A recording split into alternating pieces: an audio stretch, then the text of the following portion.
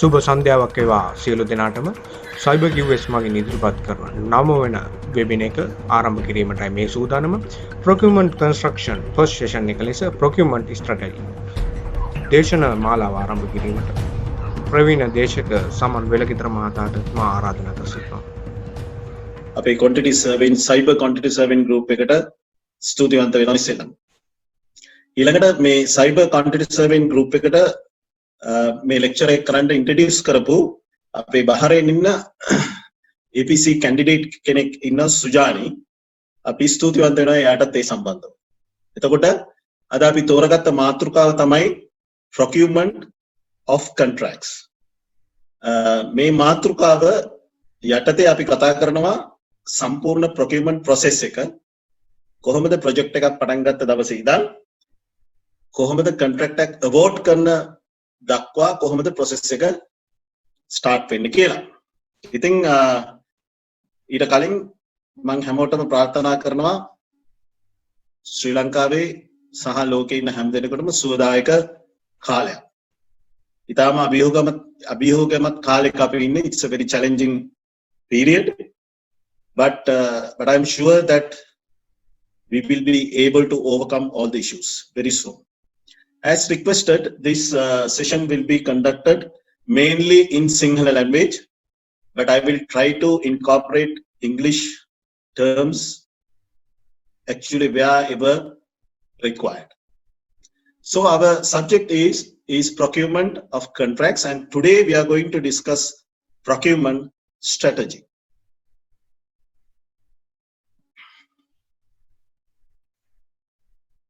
So our agenda of the 3 sessions is procurement strategy, selection of bidders and tendering, types and forms of the contracts.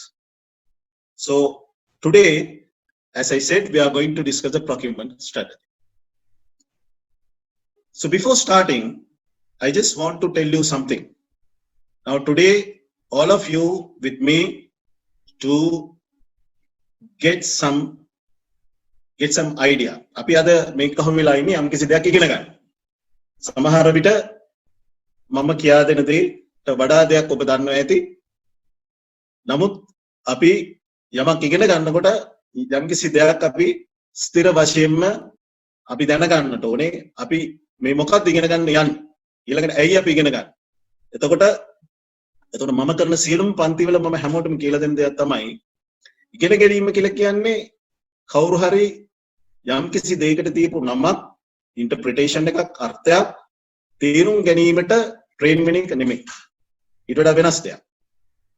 අපි උත්සාහ කරන්නට ඕනේ ඒ කියලා දෙන දේ සම්බන්ධව in depth එහෙම නැත්නම් ගැඹුරට කල්පනා කරලා ඒ කියලා දෙන දේ ප්‍රැක්ටිකල් තත්ත්වයට ඇප්ලයි කරලා ඇත්තටම සිද්ධ වෙන්නේ මොකක්ද කියලා තේරුම් ගන්න එක. So once done, no need to remember anything. You will have it by your heart. So this is the objective of any discussion with me. So අපි ඊළඟට යනවා procurement strategy ගැන කතා කරන්න. ඉස්සෙල්ලාම අපි තේරුම් ගන්න ඕනේ මොකක්ද strategy එකක් කියලා කියන්නේ. strategy එකක් කියලා කියන්නේ action plan එකක්. සෑම දෙයකටම අපි කරන්න යන හැම දෙයකටම strategy එකක් තියෙනවා. දැන් මේ දවස්වල අපි කතා කරනවා කොරෝනා එක පාලනය කරන්නේ කොහොමද කියලා. කොරෝනා එක පාලනය කිරීමේදී සෑම රජයකටම සෑම පුරවැසියෙකුටම තියෙන ස්ට්‍රැටජි එකක්. අපි කොහොමද මේකෙන් බේරිලා ඉන්නේ? අපි කොහොමද මේක පාලනය කරන්නේ? ඒකට ස්ට්‍රැටජි එකක් කියලා කියන්නේ action plan එක. So strategy is an action plan. Another way how to do something. කොහොමද මේක කරන්නේ? ඒ වගේම තමයි procuring contracts is bringing contractors, consultants or any other vendors on board to deliver the project. ඒක තමයි අපි procurement of a project කියන එකෙන් අදහස් කරන්නේ. කොහොමද contractors ලා අපි on board ගේන්නේ? ඒගොල්ලොත් එක්ක contracts අස්සම් කරන්නේ කොහොමද? ඊළඟට එතකොට so procurement strategy is the action plan of bringing contractors to the project. So it is very clear now what we are going to discuss today. දැන් අපි දන්නවා මොකක්ද අපි කතා කරන්න යන්නේ අද කියලා. So procurement strategy depend on nature, complexity and the value of the project plus clients specific requirements මේකෙන් මොකක්ද අදහස් කරන්නේ procurement strategy එකක් ඇයි අපිට ඕන වෙන්නේ අපිට හම්බෙන projects විවිධ nature එකේ විවිධ ස්වභාවයේ projects හම්බෙනවා අපිට හම්බෙන වරායවල් හම්බෙන්න පුළුවන් අපිට හම්බෙන්න පුළුවන් ගුවන් තොටුපළවල් අපිට හම්බෙන්න පුළුවන් ඒ වගේම infrastructure projects හම්බෙන්න පුළුවන් සහ සාමාන්‍ය සරල projects අපිට හම්බෙන්න පුළුවන් එතකොට අපි ගාව විවිධ projects තියෙනවා එතකොට මේ විවිධ projects වලට තියෙන procurement strategy එක එකිනෙකට වෙනස් ඒකට හේතුව තමයි nature එක complexity එක මොකක්ද complexity කියලා කියන්නේ project එකක් මොනතරම් සංකීර්ණද කියන එක දැන් මෙහි තියෙන projects හරිම සංකීර්ණයි ඒක project එකකට contractors ලා 100ක් 150ක් ඕන වෙන වෙලාවල් තියෙනවා ශ්‍රී ලංකාවෙත් මම හිතනවා ඒකේ projects තියෙනවා airport එකක් වගේ හදනවා නම් harbour එකක් වගේ හදනවා නම් city එකක් වගේ හදනවා නම් දැන් මෙහි තියෙනවා නිතරම cities ගොඩනගනවා media city කියලා තියෙනවා sports city කියලා තියෙනවා business cities තියෙනවා එතකොට ඒගොල්ලෝ හදනවා නගර දැන් ලංකාවේ තියෙනවා port city ඒ වගේ සංකීර්ණ projects කරනකොට ඒ projects වල procurement strategy එක සංකීර්ණයි procurement strategy එක එකිනෙකට වෙනස් වෙනවා project එකෙන් project එකට වෙනස් වෙනවා අපි ඒ නිසා තමයි මේ procurement strategy ගැන අද කතා කරන්න යන්නේ right දැන් ඊළඟට අපි පටන් ගත්තොත් මොනවද activities in procurement එහෙම නැත්නම් procurement strategy එකේ තියෙන action plan එක මොනවද ප්‍රධානම action plan එකේ හැටියට steps හැටියට මම දකින්නේ project එකක් deliver කරන්න යනකොට project එකක් launch කරන්න යනකොට ඉස්සෙල්ලම risk assessment එකක් කරන්න ඕන SWOT analysis එකක් කරන්න මොකද්ද ඔබ අදහස් කරන්නේ SWOT analysis කියන එකේ what do you mean by the SWOT analysis strengths weaknesses and opportunities and the threats හැම project එකකටම strengths තියෙනවා ඒ කරන්න යන investor එකේ හැටියට ඒ වගේම weaknesses තියෙනවා හැමෝම perfect නැහැ හැමෝම 100% perfect තත්ත්වයක ඉඳලා නෙමෙයි projects launch කරන්නේ weaknesses තියෙනවා ඒ වගේම opportunities තියෙනවා අපි හිතමු investor කෙනෙක් හොඳ experience investor කෙනෙක් නම් developer කෙනෙක් නම් එයාට ගොඩක් opportunities තියෙනවා ඊළඟට ඒ project එකේ ඌමනාව ඒ රටට ගොඩාක් තියෙනවා නම් ඒ project එකෙන් ලාභ ලබා ගැනීමේ ලොකු opportunity එකක් තියෙනවා threats තියෙනවා අපි හිතමු ශ්‍රී ලංකාව වගේ රටක ගොඩාක් complex project එකක් අපි පටන් ගන්න ගියොත් threats තියෙනවා අපිට සල්ලි සමහර විට මත වෙන්න පුළුවන් තාක්ෂණය මත වෙන්නට පුළුවන් ඒ වගේ තියෙනවා threats අපි ගත්තොත් එහෙම දැන් මේ ඩුබායි වල ගොඩාක් තියෙනවා residential projects එතකොට ගොඩ දෙනෙක් ඒ investment එකේ ඉන්නවා ඒ projects වල ඉන්නවා එතකොට competition එකක් තියෙනවා ඒ competition එකත් threats හැටියට අපි සලකනවා හරි ඒ කියන්නේ competition එක වැඩි වෙනකොට අපේ price එක මොකද්ද ඒ price එකට අපේ properties විකුණ ගන්න පුළුවන් වෙයිද බැරි වෙයිද ඒ වගේ තියෙනවා එතකොට මේ analysis එක කරන්න ඕනේ project එක කරන්න යනකොට තියෙන මොනවද risk කියලා assess කරලා ඒක ඇතුළේ අපි කරන්න ඕනේ SWOT analysis එකක් ඒ project එක launch කරනකොට අපි කොහොමද ඒ project එක successful වෙන්නේ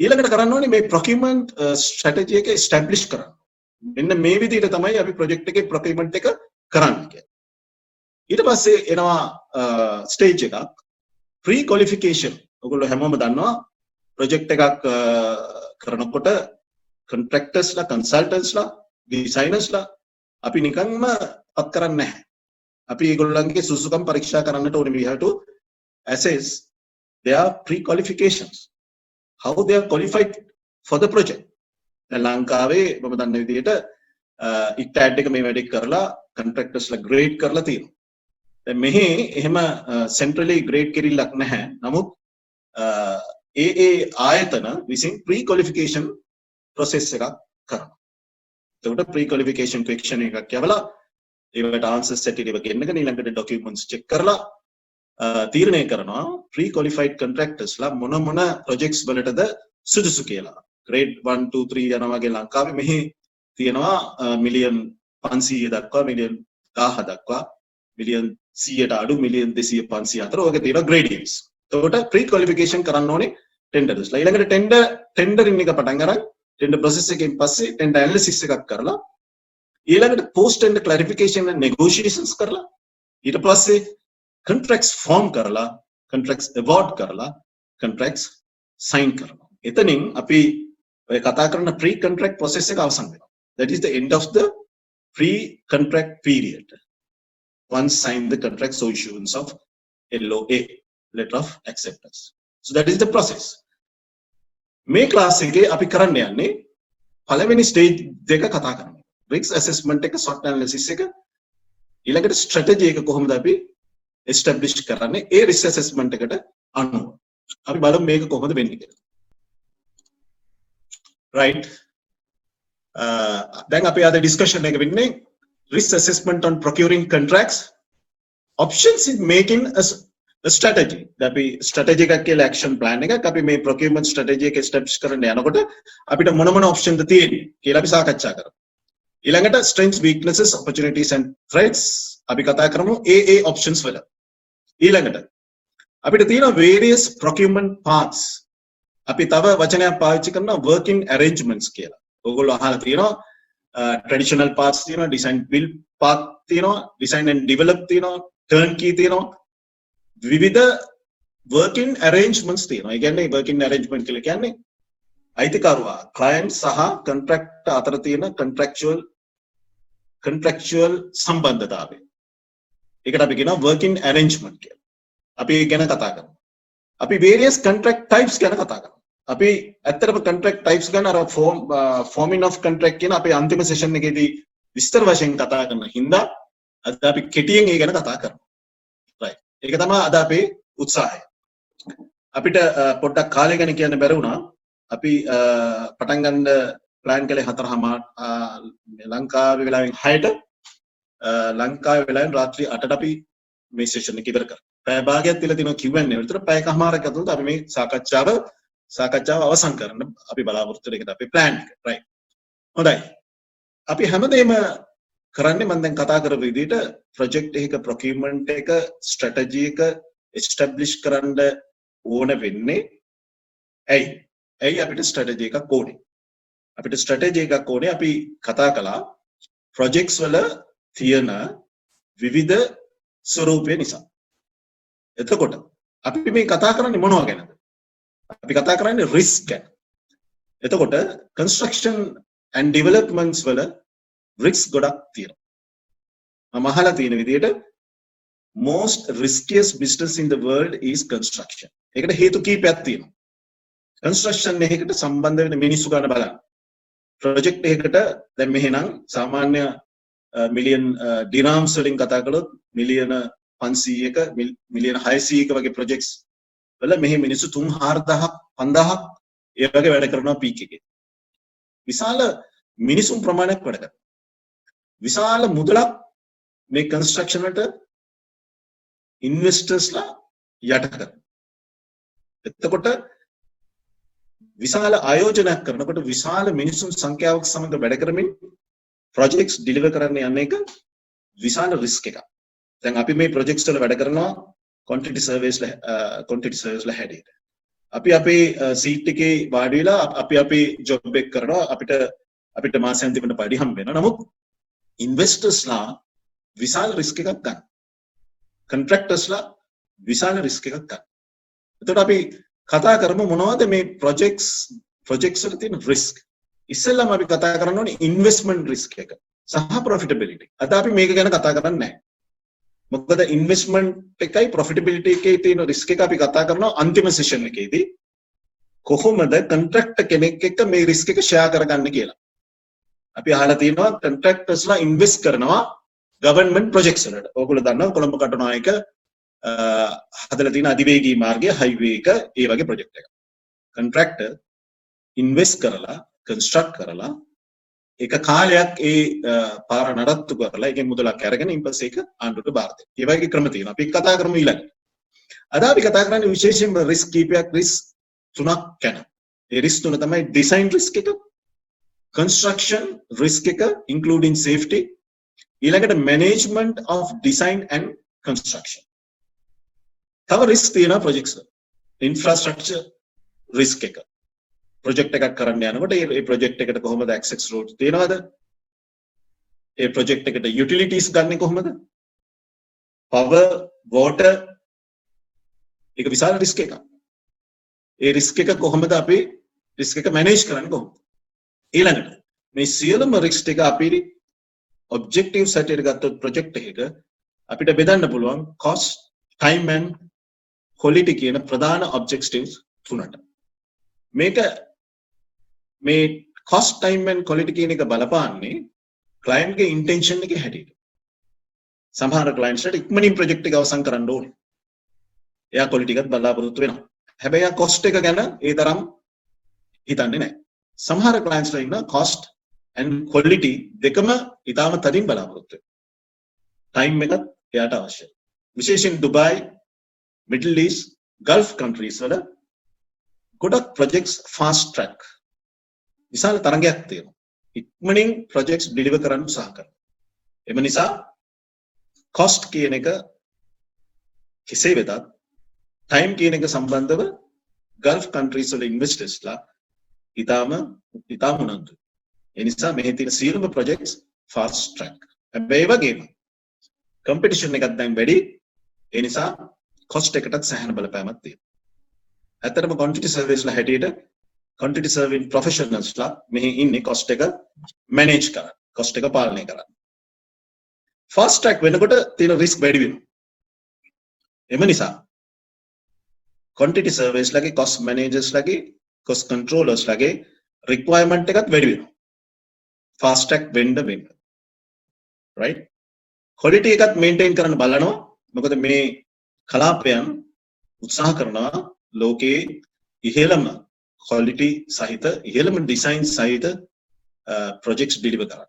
එතකොට මෙහි ඉන්න quantity surveys ලා, project managers ලා, engineers ලා සෑහෙන පීඩනයක ඉන්නවා, සෑහෙන pressure එකක ඉන්නවා ලෝකේ ඉතාම හොඳ projects deliver කරන්න. ඒ වගේම ඒ professionals ලාට ඒ තමන්ගේ සේවය වෙනුවෙන් ගන්න risk එක වෙනුවෙන් සෑහෙන මුදලක් ගෙවනවා. ඊට අමතරව දැන් මම මේ කතා කරපු risk වලට අමතරව projects වල risk ඕන තරම් අපිට කතා කරන්නට පුළුවන්. ඒතකොට Q&A session එකේදී ඕගොල්ලන්ට හිතුනොත් මෙන්න මේ risk එක ඇයි අපි කතා නොකළේ කියලා ඒ වගේ ප්‍රශ්න ඕගොල්ලන්ට පුළුවන් අහන්න. right. දැන් අපි දන්නවා project එකක risk ගොඩාක් තියෙනවා. design risk එක, construction risk එක සහ managing risk එක.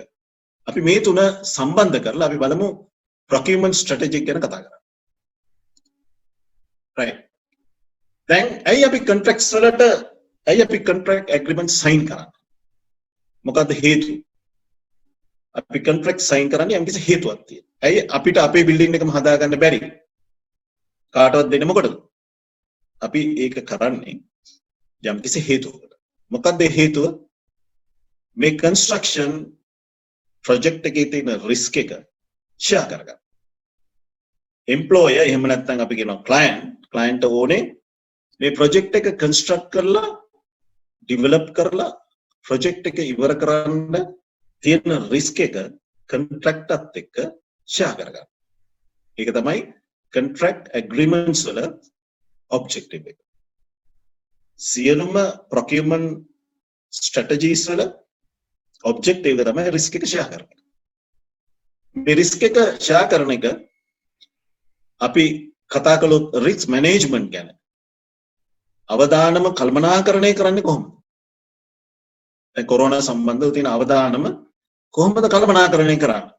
ඒ වගේ project එක risk කොහොමද අවදානම කොහොමද කල්පනාකරණය කරන්නේ? එතනදී අපිට ඇහෙන්න පුළුවන් ප්‍රශ්න කීපයක් තියෙනවා. පළවෙනි එක තමයි කවුද මේ risk එක ගන්න ඕනේ?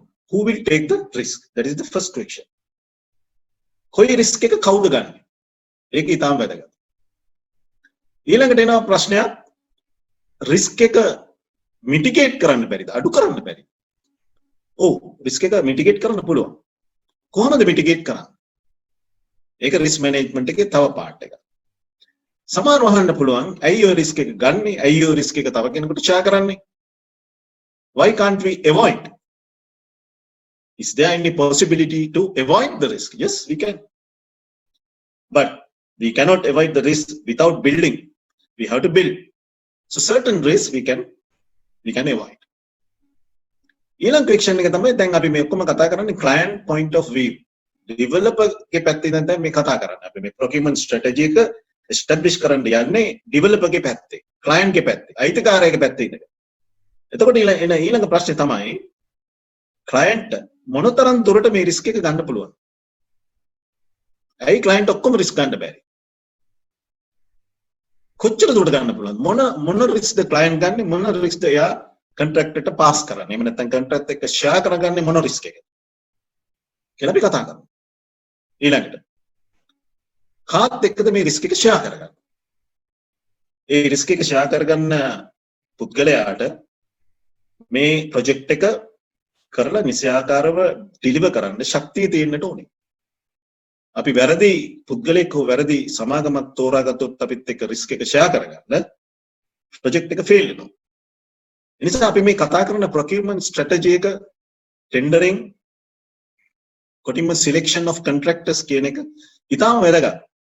construction projects වලින් අපි දන්නවා අවුරුදු 3ක් 4ක් අපි risk එක share කරගන්න යන stakeholders එක්ක partners එක්ක ජීවත් වෙනවා. අවුරුදු 3ක් විතර. project එකේ objectives එක meet කරගන්න මේ stakeholders එක්ක අපි ගමනක් යනවා. එතකොට අපි හරියට identify කරගත්තේ නැත්නම් අපේ stakeholder අපි risk එක share කරගෙන යන කෙනාව project එක fail වෙන්න තියෙන ඉඩකඩ ගොඩක් වැඩි. එම නිසා ඊටාම වැදගත් risk එක share කරගන්න පුද්ගලයා තෝරා ගැනීම. හොඳයි. කොහොමද අපි risk එක manage කරන්නේ? මොන විදිහටද? මේක ඊටාම වැදගත්.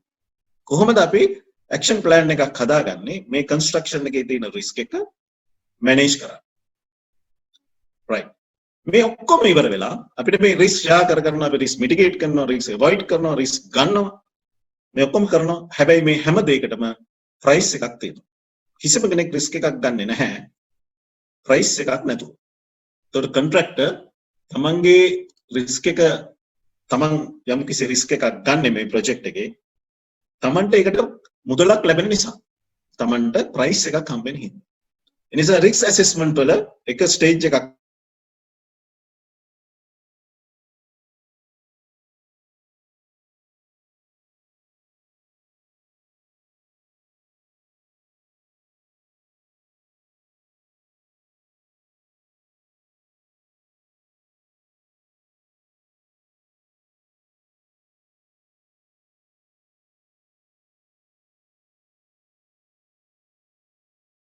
process එක මේ තරම් important කියලා. ඇයි අපි මෙච්චර plan කරන්නේ? හේතුව තමයි මේකේ තියෙන risk එක. project එකක් ඉවර කරන්න තියෙන risk. ඒ risk එකට අපි නිවැරදි පුද්ගලයෝ හෝ කණ්ඩායම හෝ සමාගම් තෝරගත්තේ නැත්නම් ඒ risk එක share කරගන්න අපි project එක සම්පූර්ණයෙන්ම අසාර්ථක වෙන්න පුළුවන්. right. අපි දැන් කතා කරන්න යන්නේ විශාලම risk එක project එකේ ආරම්භයේදී තියෙන design risk එක. risk of design. කවුද project එක design කරන්නේ? කවුද මේකට සුදුසුම පුද්ගලයා? දැන් මෙතනදී සුදුසුම පුද්ගලයා select කරනකොට අපිට ඉන්නවා employee ඉන්නවා contractor ඉන්නවා. නැත්නම් client and contractor. කවුද මේ දෙන්නගෙන් design එක කරන්න ඕනේ? කවුද මේ risk එක ගන්න වඩාත්ම සුදුසු පුද්ගලයා? එතකොට මේ තීරණය ගන්නකොට when we are taking the decision on who is going to take the risk of design, there are many factors that we have to think about. අපිට තීරණය නිකන් ගන්නට බෑ. ඒ තීරණය පිටිපස්සේ කරුණු කාරණා ගණනාවක් තිබෙනවා. ඒ ඔක්කොම ගැන හිතලා තමයි අපිට ගන්න පුළුවන් තීරණය. We have to think. So the first question we have to ask is when client shall take the risk of design. එකෙන් අදහස් වෙන්නේ when කියන එකෙන් අදහස් වෙන්නේ මොන වගේ structure එකක් කරනවද මොන වගේ project එකක් කරනකොටද client ගන්න risk එක. දැන් client risk එක ගැනීමෙන් කියන එකෙන් අදහස් වෙන්නේ design කරන්නේ employee නැත්නම් client. ගොඩක් projects වල සාමාන්‍ය projects වල වෙන්නේ ඒක තමයි. එතකොට client එහෙම නැත්නම් employer design කරන projects මොනවද? ඒ කියන්නේ මොන වගේ තැන්වලද එයා මේ design risk එක contractor හෝ වෙන කිසිම පාර්ශ්වයකට දෙන්න කැමති නැත්තේ. මෙතන අදහස් කරන්නේ employee design එක කරනවා කියලා employee consultancy employee design තමයි design එක කරන්නේ. නමුත් එයාගේ control එක යටතේ. එතකොට අපි උදාහරණයක් හැටියට ගත්තොත් එහෙම තරු 5 හෝ තරු 7 හෝටලයක්. ඒ වගේ හෝටලයක් ඩිසයින් කරනකොට එතනදී client ගේ ලොකු බලාපොරොත්තුවක් තියෙනවා හොඳ quality එකක් maintain කරන්න. He is going to maintain top class quality because it is a hotel. So mainly client doesn't want to pass or give that responsibility to any other party. He wants to keep the control because he wants the best quality of the world. In this part of the world, that is what is going on. එතකොට ඒ client design එක තමන් ළඟ තියාගන්න උත්සාහ කරනවා. ඒ වගේ තමයි අපි හිතුවොත් එimhe high quality residential building එකක් මෙහි තියෙනවා residential ඒ කියන්නේ මිනිසුන්ට තියෙන පදිංචි වෙන ගෙවල් විවිධ ආකාරයේ තියෙනවා. මහල් නිවාස තමයි ගොඩක් තියෙන්නේ. ඊට අමතර තියෙනවා විලාස් තියෙනවා. විලාස් කියලා කියන්නේ බංගලෝස් තියෙනවා. ටවුන් හවුසස් තියෙනවා. විශාල ප්‍රොජෙක්ට්ස්. ඒ ප්‍රොජෙක්ට්ස් වලදී විශේෂයෙන් high end projects ඒ කියන්නේ quality එක ගොඩාක් ඉහළ projects වල clients ලා ඒ project එකේ design එක කාටවත් දෙන්න කැමති නැහැ. ගොඩක් වෙලාවට තමන්ගේ යට දෙන consultants ලා හරහා ලෝකයේ ඉන්න ඉහළම designers ලා හරහා projects design කරන්න තමයි client එක කැමති. right. දෙවෙනි ප්‍රශ්නේ. දැන් අනිත් පාටි එක is contractor able to do the design? හොඳයි. ඔය කියන ඔක්කොමත් හරි. contractor design එකක් කරන්න පුළුවන්. when this is required. දැන් මේ අනිත් පැත්ත අපි කතා කරන්නේ. contractor කරන්න පුළුවන් design එක. කරන්න පුළුවන්. කොයි වෙලාවෙද? මොන වගේ projects වලටද මේ design එක අවශ්‍ය වෙන්නේ? contractor design කරන අවස්ථාවල් වලදී contractor design කරන එක option එකක් හැටියට දෙන්නත් පුළුවන්. එහෙම නැත්නම් contractorට design එක කරන්නම වෙන්න ඕන වෙන අවස්ථාවල් තියෙන්නත් පුළුවන්.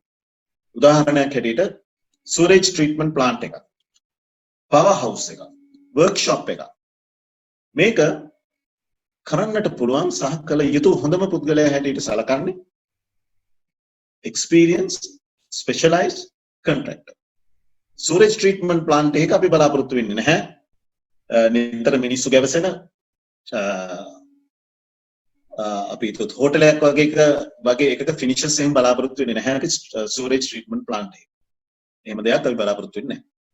ඒකේ තියෙන්නේ තනිකරම mechanical operation එක. workshop එකේ තියෙන mechanical ක්‍රියාදාමය. mechanical process එක. ඊළඟට power house එකක තියෙන්නේ power generate කරන process එක. තනිකරම ඒ power house එකේ building එකක් තියෙන්න පුළුවන් civil works. නමුත් 90% ඒකේ තියෙන වටිනාකම සහ ඒකේ තියෙන ක්‍රියාදාමය බැලුවොත් when we talk about the process of a power station, it is engineering, electrical engineering and totally power generation. So who is the best person to design this? This is the question. The best person to design this type of structures is specialized contractors. Under some authorities, even like these countries, no other person can design such structures. By authorities, they are only accepting the designs done by the specialized contractors. So no other option, right? Okay. Then there is another scenario when we talk about the designs. You know, there is a design process. As per the RIBA plan of works, we know that there are stages of the design. As the quantity surveys, along with the design development, we used to develop the cost plan. Now, the design stages, there are many design stages as per the RIBA cost plan, but we know that there are 4 key major stages: concept design, schematic design, detailed design, and the tender documentation in the pre-contract area. So in these 4 design stages, there is a scenario that the employer likes to initiate the design and do the concept design, have the look and shape as per his requirement, and then invite to a contractor to do the rest. Means contractor can develop the design. Let's talk about this. අපි කතා කරමු දැන් මේ design develop කරන එක contractor කෙනෙක් කොහොමද කරන්නේ? මොකද්ද මේ process එක? මම දන්නේ ලංකාවේ කොයිතරම් දුරට මේ process එක තියෙනවද කියලා. නමුත් දැන් මේක trend එකක් මේ පළාතේ. employer එහෙම නැත්නම් client ආරාධනා කරනවා හොඳම designer කෙනෙකුට design එකක් කරන්න කියලා concept design. model එකක්. ඒතර අපි දන්නවා project එකක look and shape එක මේක. කියලා ඒ concept design එක කරලා හොඳ design outline එකක් නිර්මාණය කරලා ඊට පස්සේ schematic design එකට යනවා. දැන් model එකේ ඉඳන් schematic design එකට යනකොට අපි දන්නවා අපිට ඉරිට් එකක් පේන්න පටන් ගන්නවා. ඒකට තමයි schematic design එක කියලා කියන්නේ. අපිට lines පේනවා දැන් මේ design එකේ. අපි දන්නවා දැන් spaces දන්නවා. අපි දන්නවා තට්ටු කීයක් තියෙනවද? වගේ තත්ත්වයක් අපිට දකින්න පුළුවන් schematic design stage එකේ. මෙතෙන්ට ඇවිල්ලා සමහර clients ලා තීරණය කරනවා මේකේ development එක කියන්නේ තවදුරටත් design එක develop කරන්න contractor ට දෙන්න ඕනේ කියලා. ඒක ලොකු trend එකක් දැන්. ඇයි එහෙම වෙන්නේ? කොහොමද ඒක කරන්නේ? ඇයි client decide කරන්නේ මේ design එක develop කරන්න සුදුසුම පුද්ගලයා කොන්ත්‍රාත්කරුවා කියලා තීරණය කරන්නේ ඇයි? මේ ප්‍රශ්නේ අපි අහන්නේ. ඇයි එහෙම වෙන්නේ? ඔබ දන්නවා කොහොමද සම්පූර්ණ ඩිසයින් එකත් එම්ප්ලොයි කරන ප්‍රොජෙක්ට්ස් වලත් ෂොප් ඩ්‍රොයින් එකක් වගේ දෙයක් කරනකොට ඇත්තටම ඩීටේල් එක ඩිසයින් කරන්න කොන්ට්‍රැක්ටර්. මොකද හේතුව කොන්ට්‍රැක්ටර් තමයි හැම ඉන්ච් එකක්ම දන්නේ කන්ස්ට්‍රක්ෂන් එකේ. එයා තමයි සුදුසුම් පුද්ගලයා ඩීටේල් එක කරන්නේ. එතකොට මෙහි විවිධ හේතු නිසා මේ රීජන් එකේ දැන් ට්‍රෙන්ඩ් එකක් තියෙනවා. detailed design එක කරන්න contractor අපි on board කියන consultant ඉන්නවා. නමුත් main responsibility එක detailed design එකේ main responsibility එක යනවා contractor. ඒකට ඒක එක scenario එකක්. ඊළඟට තවත් scenario එකක් තියෙනවා. ඔබ අහලා තියෙනවා design plan, design development, testing and commissioning, and fitting FF&E and let the turn the key. දැන් මොකද්ද මේ turn key කියන එකේ තේරුම? turn කියන එකේ සාමාන්‍ය සිංහල සරල තේරුම ගත්තොත් යතුරුකින් දොර විවෘත කරනවා. ඒතර යතුරුකින් දොර විවෘත කරනවා කියන එකෙන් අදහස් කරන්නේ ඒ දොරෙන් ඇතුල් වෙන කෙනාට ඒ ගොඩනැගිල්ල පාවිච්චි කරන්න සුදුසුයි. එදා ඉඳන් ඒ ගොඩනැගිල්ල යාට පාවිච්චි කරන්න පුළුවන්.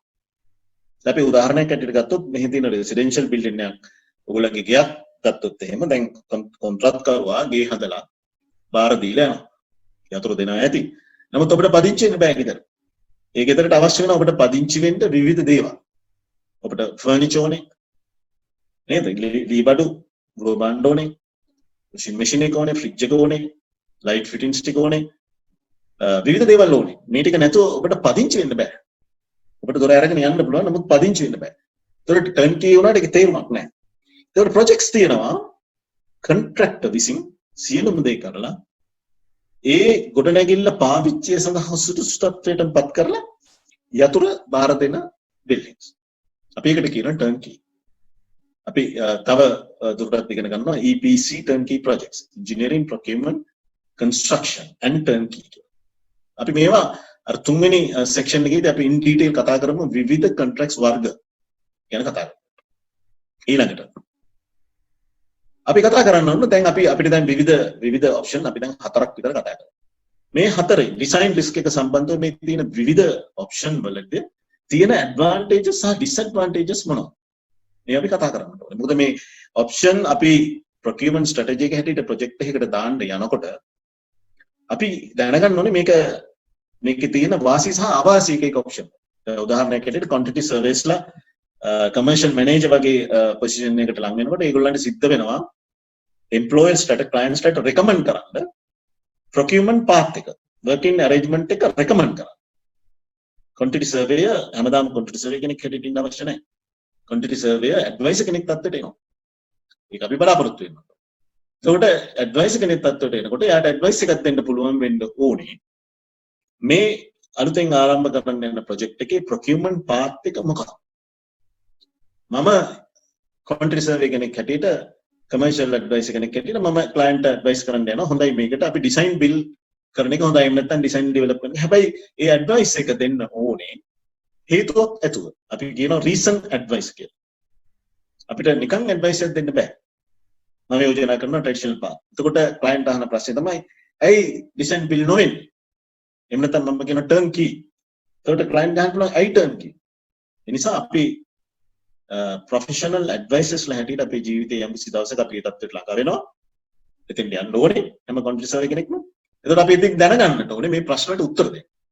එතකොට reason advice එකක් දෙන්න අපිට පුළුවන් වෙන්නට ඕනේ.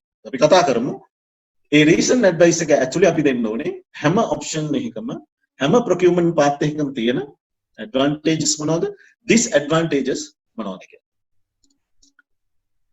ඊළඟට අපි කතා කරන්නට ඕනේ කොහොමද මේ design risk එක manage කරන්නේ. දැන් අපි මේ කතා කරපු ටික ඔක්කොම ගොනු කරලා මේ slide එක අපි කතා කරන්නේ traditional path එක කියන්නේ අපි හැමෝම දන්නවා design by client එහෙම නැත්නම් design by employee. මේක තමයි ලෝකයේ වැඩිපුරම අපිට දකින්නට පුළුවන් working arrangement එක එහෙම නැත්නම් procurement path එක. ඊළඟට design and build. Design and construction by the contractor. ඊළඟට initial design by client and the design developed by the contractor. Design stages අපි කතා කළා RABA plan of works එකේ හැටියට අපි දන්නවා ප්‍රධාන design stages හතරක් තියෙනවා. එතකොට මේ design stages හතරේ හැටියට තමයි අපි තීරණ ගන්න. කොයි වෙලාවෙද අපි contractor ට බාර දෙන්නේ කියන එක. Right, design by client අපි මේක විස්තර සහිතව කතා කරන්න දැන් පටන් ගමු. ඇත්තටම client නෙමෙයි මේක design කරන්නේ client ගේ consultants ලා, architects ලා ගොඩක් වෙලාවට. මේකේ තියෙන වාසි මොනවද මේකේ තියෙන අවාසි මොනවද? what are the advantages and what are the disadvantages of this option traditional path? මොනවද අපිට තියෙන අවාසි මේකේ මුලින්ම අපි කල්පනා කරුවොත් එහෙම ඇයි අපි අනිත් ඒවාට යන්නේ කියලාත් කල්පනා කරුවොත් එහෙම අපිට දකින්න පුළුවන් මේකේ යම්කිසි අවාසි වගේක් තියෙනවා. එක් පළවෙනි අවාසිය තමයි time consuming. මේකට ගොඩක් වෙලාව යනවා. ඇයි අපි එහෙම කියන්නේ? මේ traditional path එකේදී අපි දන්නවා මේ design එක සම්පූර්ණයෙන් complete නොකර අපිට contractor කෙනෙක්ව on board ගන්න බෑ. ඒකට අපිට බලන් ඉන්න වෙනවා design එක සම්පූර්ණයෙන්ම complete කරලා අවසන් වෙන තුරු. Especially as I told you in a fast track nature, employers they don't like this process. They cannot wait until designer consultant completed the design 100%. This is the disadvantage. මේ disadvantage එක mitigate කරන්න තව type එකක් බිහි වෙනවා මේ traditional path එක ඇතුලේ. මේක තමයි accelerated traditional path. එතකොට මොකක්ද එතකොට අර සාමාන්‍ය original ක්‍රමයට කියලා කියන්නේ sequential.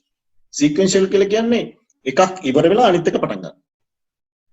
So sequential path එකේදී contractor appoints after completion of the full design. ඒක තමයි සාමාන්‍ය. Accelerated method එකක් ගේනවා. මේ හිමින් සිද්ධ වෙන ක්‍රියාදාමය වේගවත් කරන්න. To accelerate. Contractor appoints early prior to the completion of the design. ඒකට කියනවා අපි accelerated traditional path කියලා. එතකොට මේ accelerated traditional path එකේ තියෙන ලොකුම advantage එක තමයි traditional path එකට වඩා කලින් අපිට design එක ඉවර කරගන්න පුළුවන්. තවත් advantage එකක් තියෙනවා. ඒ මොකක්ද? contractor අපි දැන් කලින් කතා කළා contractor specialized knowledge එකක් තියෙනවා. එතකොට අපිට contractor කලින් on board ගන්න පුළුවන් නම් design process එක යනකොට අපිට පුළුවන් contractor කියන්න අපිට උදව් කරන්න මේ design එකට especially detail design. අර design develop කියන path එකම නෙමෙයි එහෙමම responsibility එක එයාට දෙන්නේ නැහැ. නමුත් අපි එයාට කියනවා ඔයා on board ඉන්නවා ඔයාට මේක construction project එක හම්බ වෙනවා. ඔයා මේකේ design එකට උදව් කරන්න කියලා. කොහොමද මේ contractor on board කලින් ගේන්නේ කියන එක අපි කතා කරමු ඊළඟ session එකේදී tendering එකේදී අපි කතා කරනවා two stage tendering ගැන. එම නිසා ඒක ගැන detail මම කතා කරන්නේ නැහැ. නමුත් මේ accelerated traditional path එක තියෙනවා. ඒක තියෙන්නේ ඇයි? අපිට traditional path එකේ තියෙන slow rate එක අඩු කරන්න. right. ඊළඟට තව මොනවද තියෙන disadvantages ගත්තොත් එහෙම මේක variations පැත්තෙන් බැලුවොත් ටිකක් high. මොකද හේතුව designers ලා consultants ලා employers ලට මේ project එකේ requirements ගැන සම්පූර්ණයෙන්ම cover කරන්න ගොඩක් වෙලාවට අමාරුයි. මොකද මේ තියෙන specialized අර detailed approach එක තියෙන අඩුකම නිසා අපිට පේන design gaps එනවා ගොඩක්. coordination gaps එනවා. ඊළඟට තවත් කාරණයක් තමයි මේ design එක අපි කලින් කිව්වා employerට අවශ්‍යයි මේ design එකේ control එක තියාගන්න කියලා. එයා control එක තියාගන්න එයාට ඕනේ ඉහළම design එක. So especially in this part of the world they want the best quality approach. So what is happening? Contractor doesn't care about the employer's intention when he is executing because he has a contract to construct. එයාට තියෙන රාජකාරිය තමයි මේ වැඩේ execute කරන එක. මේ වැඩේ construction එක කරන එක. construction එක කරනකොට එයා variation ගැන වෙනස් වීම ගැන එයාට අවධානයක් යොමු කරන්න responsibility එකක් නැහැ. එතකොට එතනදී වෙන්නේ variations වැඩි වෙනවා. අපි දන්නවා මේ traditional path එකේ ඉන්නේ ගොඩක් projects ඉන්නේ projects හරියට variation 200 300 400ගේ variation වලට හේතු තියෙනවා විවිධ හේතු. ඒ හේතු වලින් වැඩි ප්‍රමාණයක් එන්නේ design changes. එක්ක design changes එහෙම නැත්නම් design gaps something missing මේ වගේ දේවල්. එතකොට අනිත් ඒවා ගැන අපි කතා කරනකොට අපිට තේරෙනවා ඒ design build වගේ එකදී turnkey එකදී මේ variation අඩු වෙන්නේ කොහොමද කියලා ඔයාලට තේරෙයි අපි ඔයගොල්ලන්ට තේරෙයි අපි කතා කරනකොට මේ option එකේදී traditional path එකේදී design by employee එකේදී variation වැඩි වෙන්නේ අයි කියන එක දැන් අපිට පැහැදිලි. විවිධ හේතු නිසා variation වැඩි වෙනවා. ඒකට ඒක weakness එකක්. ඊළඟට අපි දැන් කතා කරමු advantages ගැන traditional path එක. ඒක තියෙන ලොකුම advantage එක තමයි employee ගේ intention එක serve වෙනවා. employer මේ project එක කරන්නේ ඇයි කියන එක serve වෙනවා. උදාහරණයකට හෝටලයක් හදනවා නම් ඒ හෝටලේ quality purpose එක serve වෙනවා නම් මේ traditional path එක ඇතුලේ සියලුම paths වලට වැඩිය ඒක තමයි advantage එක අපිට පිළිගන්න වෙනවා. ඊටම පැහැදිලි. එතකොට design එක හරහා ලැබෙන project එකේ quality එක ඉහළම තත්ත්වයටපත් වීම තමයි මේ option එකේ තියෙන ලොකුම advantage එක. එතකොට අපි conclude කරුවොත් traditional path එකේ advantages and disadvantages.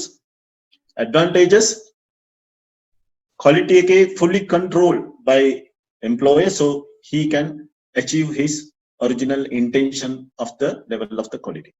එයාට පුළුවන් තමන් බලාපොරොත්තු quality එක රැකගන්න. දෙවෙනි එක එයාට පුළුවන් දැන් ඔය variation ගැන අපි ඉස්සර negative නේ කතා කළේ. variation එකේ positive පැත්තකුත් තියෙනවා. right to vary. දැන් අපි හිතමු project එකක් පටන් ගන්න වෙලාවක ලෝකේ තියෙන ඉහළම ක්‍රමවේදය ඒ වෙනකොට ඇවිල්ලා තිබ්බේ නැහැ. ඊට මාස 6කට පස්සේ එනවා. එතකොට මේ ලෝකේ තියෙන ඉහළම ක්‍රමවේදයේ හෝටලෙට ගේන්න පුළුවන් නම් employee එක ගේන්න ඕන නම් ඊළඟට building එක හදලා ඉවර කරලා ඒ ක්‍රමවේදයේ ගේන්න building එකේ කැලලක් කඩලා ඒ ක්‍රමවේදය දානවට වඩා ඒක construction එක කරන අතරතුර කරන්න පුළුවන් නම් හොඳයි. එතකොට variation එන එකේ හොඳ පැත්තකුත් තියෙනවා. ඒක අපි value ගැන කතා කරනකොට value එකක් add වෙනවා නම් ඒකෙදී variation එකක් එන එක හොඳයි. ඉතින් තව advantage එක තමයි designed by employer නැත්නම් traditional path එකේදී right to vary. variation එකක් පහසුවෙන් ගේන්න පුළුවන් ඒ ක්‍රමවේදය ඇතුලේ client ගේ අවශ්‍යතාවය අනුව. right. දැන් මොනවද තියෙන disadvantages? පළවෙනි එක තමයි time. අපි කතා කරපු විදිහට sequential method එකේදී contractor කෙනෙක් appoint කරන්න සෑහෙන කාලයක් යනවා. even accelerated method there is some acceleration but it is not that much. So time wise it is an disadvantages. cost wise, is it an advantage? No. ගොඩක් වෙලාවට traditional method එකේදී comparatively cost එක වැඩි. අපි අර කියපු විවිධාකාර හේතු නිසා. හැබැයි quality එක පැත්තෙන් that is the best. දැන් ඔයගොල්ලන්ට තේරෙනවා කොහොමද design by employer method එක කොහොමද අපි employee කෙනෙකුට client කෙනෙකුට විස්තර කරන්නේ අදාළ project එකට. මෙන්න මේ traditional path එක හොඳයි කියලා සුසුයි කියලා යෝජනා කරනකොට recent advice එකක් දෙන්න ඔයගොල්ලන්ට මේ කරුණු අනුව තේරුම් ගන්න පුළුවන් වෙන්න ඕනේ. right. අපි ඊළඟට යනවා design by contractor. මෙතනදී prime කාරණය වෙන්නේ මූලික කාරණය වෙන්නේ specialty. ඇයි අපි contractor කෙනෙකුට දෙන්නේ design එක 90%ක් මේක අපි දෙන්නේ specialty එක. He is the specialist to design. Sewage treatment plant එකක් design කරන්න සුදුසුම පුද්ගලයා contractor. He has all the knowledge, all the specialty, all the skills. So he is the guy to design the sewage treatment plant.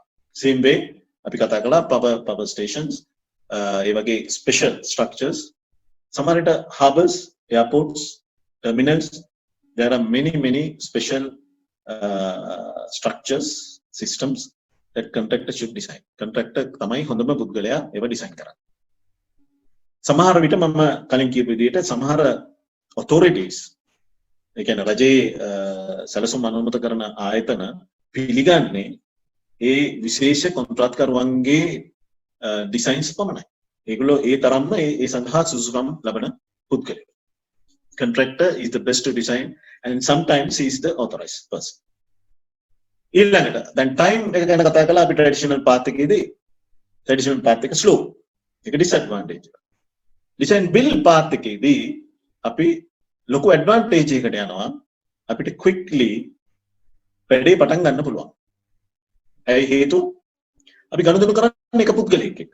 ඒ පුද්ගලයාට අපි සම්පූර්ණ scope එක බාර දීපුවාම ඒ පුද්ගලයාට පුළුවන් ඉක්මනින් design එක කරන්න. අතරමැද tendering අර මේ කතාවක් එන්නේ නැහැ. There is no tendering process in the middle of the in between design and the construction. It is very clear. So it is one single process, design and build by one person. So we will save big chunk of time, of course, right? So time wise, comparing to the traditional path, design build has a big advantage. Then the variations, we talk about the variations. Sometimes it is advantages, right, to vary. Sometimes it is disadvantages, many disadvantages because it is costly. හැම variation එකකටම මුදලක් යනවා, price එකක් යනවා. එතකොට variation එකක් costly. ඒක අපි පිළිගන්නට ඕනේ. හැබැයි variation එකේ පොඩි advantage එකකුත් තියෙනවා, right to vary. variation එකක් කරන්න පුළුවන් ඒ process එකේ. design build එකේදී මොකද වෙන්නේ? design build එකේදී variation එකක් කරන්න බැරිද? පුළුවන්. මොකටද කරන්නේ? කවුද කරන්නේ? කවුද initiate කරන්නේ variation? ගොඩක් වෙලාවට 75%ක් 80ක් variation එක initiate කරන්නේ employee, the client. මොකද එයා තමයි design එක කළේ. එයාට සිද්ධ වෙන variation එකේදී design එක change කරන්න. design build එකේදී contractor තමයි design එක කරන්නේ. Contractor is going to make sure that there will be no variations, most probably. So variations එන එක අඩු වෙනවා design build එකේ. හැබැයි variation එකක් ආවොත් මොකද වෙන්නේ? variation එකක් ආවොත් ඒ variation එක traditional path එක variation එකට වැඩිය costly. ඇයි ඒකට හේතුව? ඒකට හේතුව තමයි ඒ variation එක සම්බන්ධ design cost එකත් contractor ගෙවන්න සිද්ධ වෙනවා. consultant ගෙවන්න වෙනවා තමයි. නමුත් contractor design change එකකට ගෙවන්න සිද්ධ වුණොත් ඒ මුදල ඊටාම වැඩි. ඊට අමතරව මේ design and build path එකේ තියෙන structures වල තියෙන speciality එකේ ඉඳලා technical aspects දිහා බලපුවාම variation එකක් highly costly. ඒ නිසා variations are minimal, ඕම ටිකයි. හැබැයි variation එකක් ආවොත් ඒක highly costly. Right. Quality of the design outcome is out of client's control. Agree. Then quality ගැන කතා කරොත් අපි quality එක compare කරොත් ට්‍රැඩිෂනල් පාත් එකේදී quality එකේ සම්පූර්ණ control එක තියෙන employee එක ඇතේ client එක ඇතේ. එයා දන්නවා කොහොමද quality එක control කරගන්නේ කියලා අවශ්‍ය විදියට. හැබැයි design build contract කෙනෙකුට දීපුවාම ඒ control එක එයාගෙන් යනවා. එතකොට 7 star hotel එකක් හදන්න ඕන නම් employee කෙනෙකුට client කෙනෙකුට ඒක contract එකට බාර දුන්නොත් ඒ responsibility එක එයාගේ involvement එක අඩු වෙනවා. එයාගේ control එක අඩු වෙනවා. එතකොට එයාට design එක පාලනයෙන් ගිලි. එතකොට බලාපොරොත්තු වෙන quality එක ලැබෙයිද නැද්ද කියන එක ගැන එයාට තියෙන ස්ථිරභාවය අඩු වෙනවා. Certainty is less. So it is a disadvantage. ඊළඟට structures like HTP, storage treatment plants, power stations, airports, harbors, workshops, no other option that contractor has to build. It is an advantage. So we should have this procurement path. අපිට මේ procurement path එක ඕනේ where specialized works going to be built. ඒ නිසා මේක advantage එකක් ඒ වගේ construction වලදී. කොහොමද client යම්කිසි control එකක් තියාගන්නේ මේ design build approach එකේදී? එයාට පුළුවන් consultant කෙනෙක් appoint කරන්න. He can appoint a consultant. There is no problem with that. But his scope is very limited. A consultant ගේ contractual scope එකක් නැහැ. දැන් traditional path එක අපි දන්නවා engineer ගේ instruction එකක් නැතුව change එකක් කරන්න බෑ. නමුත් මේ consultant එහෙම authority එකක් නැහැ. ඔහුට තියෙන්නේ උදාහරණයක් ඇටියට client contractor හදන design එක කරන design එක review කරලා comment කරන්න පුළුවන්, advice එකක් දෙන්න පුළුවන් client අයිතිකාරයට. නමුත් එයාට බෑ order එකක් දෙන්න ඒ design එක සම්බන්ධව. During the construction උනත් he has no authority to instruct. එයාට බලයක් නැහැ උපදේශයක් නිකුත් කරන්න. variation එකක් කරන්න බලයක් නැහැ. contractual part එකක් නැහැ. හැබැයි ඉතින් client ලට අවශ්‍ය නම් මේවා amend කරන්න පුළුවන් contracts තමන්ට අවශ්‍ය විදියට. අපි කතා කරන්නේ සාමාන්‍ය typical general ක්‍රමය ගැන. එතකොට ඒක disadvantage එකක් සමහර වෙලාවල් වලදී client. variation එකක් අර මම කිව්වාගේ variation එක instruct කරන එක හරි අමාරුයි. right to vary කියන එකේ දී තියෙන grip එක අඩු වෙනවා. එතකොට ඒක disadvantage එකක් සමහර clients ලට ඒ project එකේ quality එක පාලනය කරන්න අවශ්‍ය වෙලාවට වෙනසක් කරන්න බැරි නම් ඒක අනිවාර්යයෙන්ම disadvantage එකක්. right. අපි දැන් කතා කරමු design develop by contractor and build. develop and build. මෙතනදී වෙන්නේ අර මම කලින් කිව්වා වගේ client initiate කරනවා design එක. ගොඩක් කලාවට මේ in this part of the world as I told you they want a very excellent innovative designs. ලෝකෙම තියෙන ඉහළම ඊටාම යාවත් කාලේ ඉනබිච්ච designs, ක්‍රමවේද, mechanism, systems, they want to be here. So what is happening? They will appoint an architect. Basically, he's not a 100% consultant who is having the entire scope, but there are many consultants. There are architects. So they are coming from all the parts of the world, especially from Europe. European තමයි European රටවල් වලින් තමයි මෙහි ඔවුන්ගේ ශාඛාවල් තිබෙනවා. ඔවුන් කරන්නේ design කිරීම. Real design. Architectural designs. So මෙහි තියෙනවා design competitions. ඒ design competition එකක් ඇතුලේ ඒ architects ලාට පුළුවන් models ඉදිරිපත් කරලා ඒ design competition එකට ඉදිරිපත් වෙන්න. ඊළඟට ඒ designs ඒ competition වල තීරණ ගන්න design jury කියලා පත් කරනවා. ඒ design jury එකෙන් තමයි ඒ design competition වල ඉදිරිපත් කරන design වලට design එකක් තෝරගන්න. ඒ design එක තෝරගන්නකොට උන්ට ලැබෙන්නේ tag එකක් ගොඩක් කරලා. ඒ tag එක කියලා කියන්නේ fee එකක්. ඒක තමයි ලැබෙන්නේ. සමහර competitions තියෙනවා සහභාගී වෙන හැමෝටම fee එකක් හම්බ වෙනවා. සමහර අය හම්බෙන්නේ ජයග්‍රාහකයට පමණයි. එතකොට ඒ model එක තෝරගත්තයින් පස්සේ ඒක ජයග්‍රහණය කරයින් පස්සේ designer මේ process එකෙන් අයින් වෙනවා. සමහර designers ලා යම්කිසි service එකක් කරනවා යම්කිසි කාලයක් ඇතුළත overview කරන්න තමන්ගේ design එක implement වෙනවද කියලා detail design එක ඇතුළේ design development එක ඇතුළේ සමහර අය මේ model එක දීලා අයින් වෙනවා. කොහොම හරි මේ initial design එක අපි කියනවා concept design කියලා. ඒක clients ලා 99% කැමති තමන් hire කරගන්න තමන්ගේ consultant කෙනෙක් තමන් involve වෙලා කරගන්න. මොකද හේතුව look and shape. දැන් building එකක එළියේ ඉඳන් බලනකොට ඒකේ shape එක, ඒකේ උස, ඒකේ දිග, පළල, හැඩය, වර්ණය look and shape කියලා අපි කියන්නේ ඒක. ඒකට clients ලා කැමති මේ පාලනය තමන්ගේ යටතේ තියාගන්න. ඒක වෙන කෙනෙකුට responsibility එකක් හැටියට දෙන්න කැමති නැහැ. එම නිසා ගොඩක් වෙලාවට initial design එක තියෙනවා client ගේ යටතේ 99%. ඊළඟට schematic design. මේ concept design එක, මේ model එක develop කරනවා ඉරි ගහලා, lines පෙන්නලා schematic design එක දක්වනවා.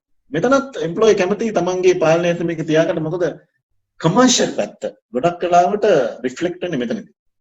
lines ඇතුලේ පෙන්නන spaces. ඒතකොට මේ දැන් residential project එකක් කරන investor කෙනෙක් උදාහරණයක් ඇටියට එයාගේ parameters තියෙනවා, මිනුම් දඬු තියෙනවා, මේ building එක විකුණ ගන්න පුළුවන් ක්‍රම. මේ building එකට මිලක් ලැබෙන ක්‍රම තියෙනවා. මේක තියෙනවා regulations. මේක තියෙනවා built up areas තියෙනවා, sellable areas තියෙනවා, rentable areas තියෙනවා, gross flow area කියලා අපි දන්න common ඒවා තියෙනවා, net flow areas තියෙනවා. එතකොට මෙහි තියෙන regulation අනුව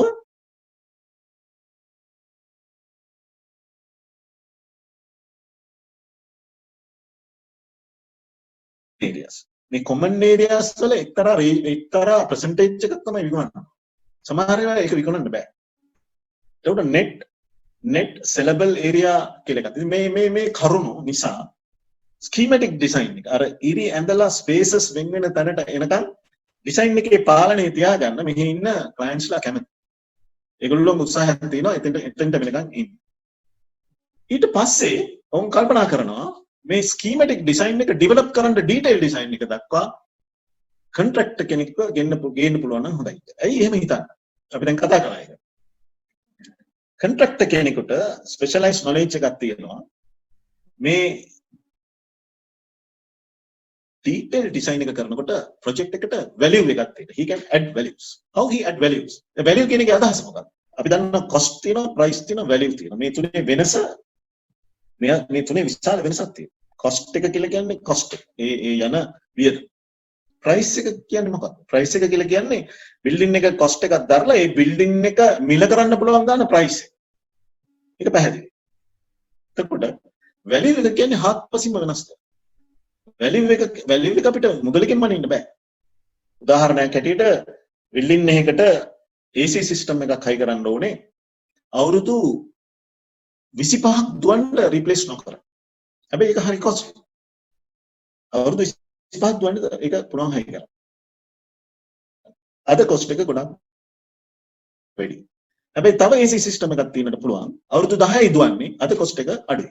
එතකොට කොස්ට් එක ප්‍රයිස් එක බැලුවෙන් පස්සේ අපි දන්නවා මොකක්ද වැඩි මොකක්ද අඩු කියලා. කවුරු හරි අහුවොත් ඔය දෙකේ වැලියු එක වැඩි කොයි එකද කියලා එතනදී උත්තරයක් දෙන්නේ කොහොමද?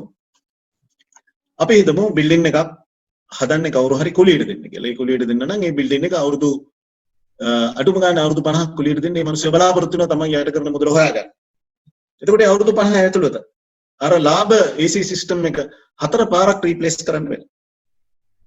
අර ගාන වැඩි AC සිස්ටම් එක දෙපාරයි රීප්ලේස් කරන්න වෙන්නේ අවුරුදු 50 ඇතුළත. එතකොට වැලියු එකක් හැටියට ගත්තොත් long term අපි දන්නේ අනාගතේ කොස්ට් එක මොකක් වෙයිද කියලා. වැලියු එකක් හැටියට අර ගාන වැඩි AC එක තෝරගන්න පුළුවන් high value. ඒ වගේ contractor පුළුවන් detail design එකට value එකක් add කරන්න. ඒක තමයි මේ detail design එකේ stage එකේදී contractor ගෙනල්ලා design එක develop කරන්න contractor යොදා ගන්න එකේ මූලික අරමුණ. contractor ගේ knowledge එක, experience එක, detailed experience එක, detailed knowledge එක පාවිච්චි කරන්න පුළුවන් design එක develop කරන්න වැඩි efficiency එකක් ගන්න.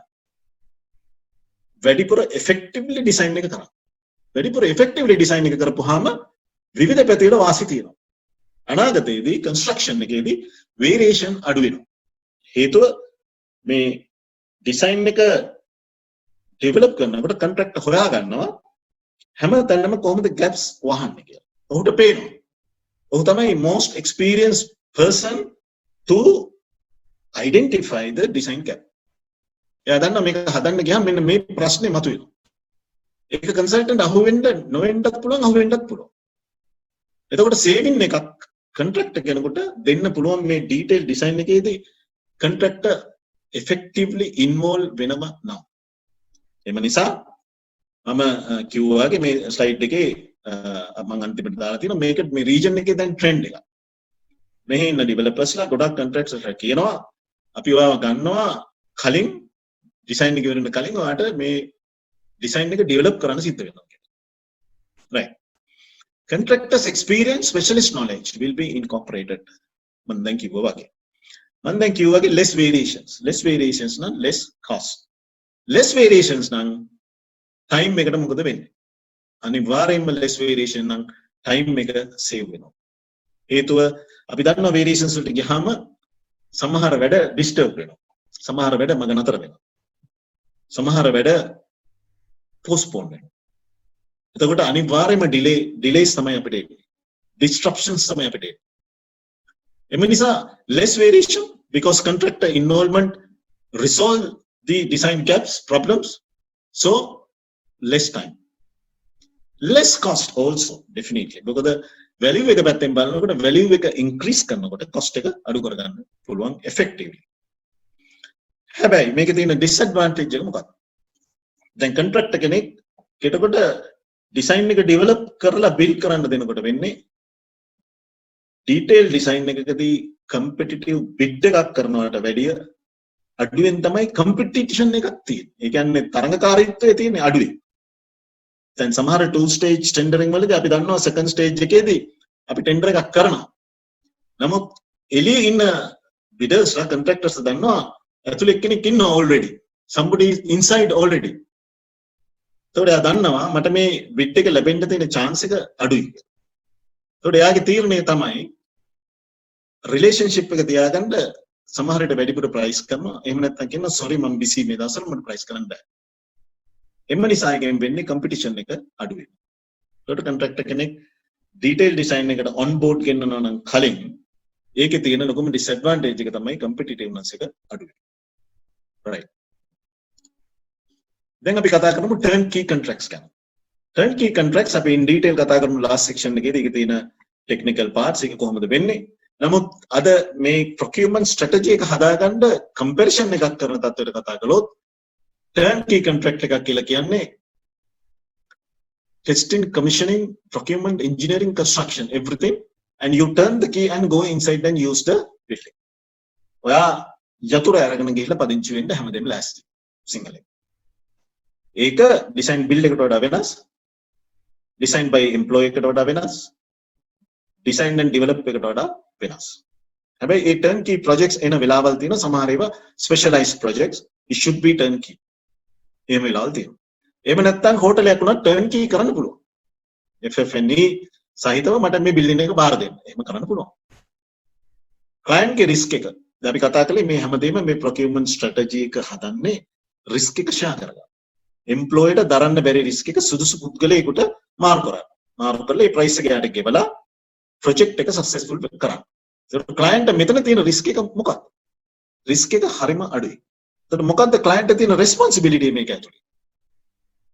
Client has to provide the land. Of course, we need the land to build, access, and fix some timelines. Of course, he will give a budget also. එච්චරයි client තියෙන risk එක. ඊටු හැම risk එකක්. project එක plan කරන එක, project එක design කරන එක, project එක execute කරන එක, project එක testing and commissioning, FF&E, and hand over the key.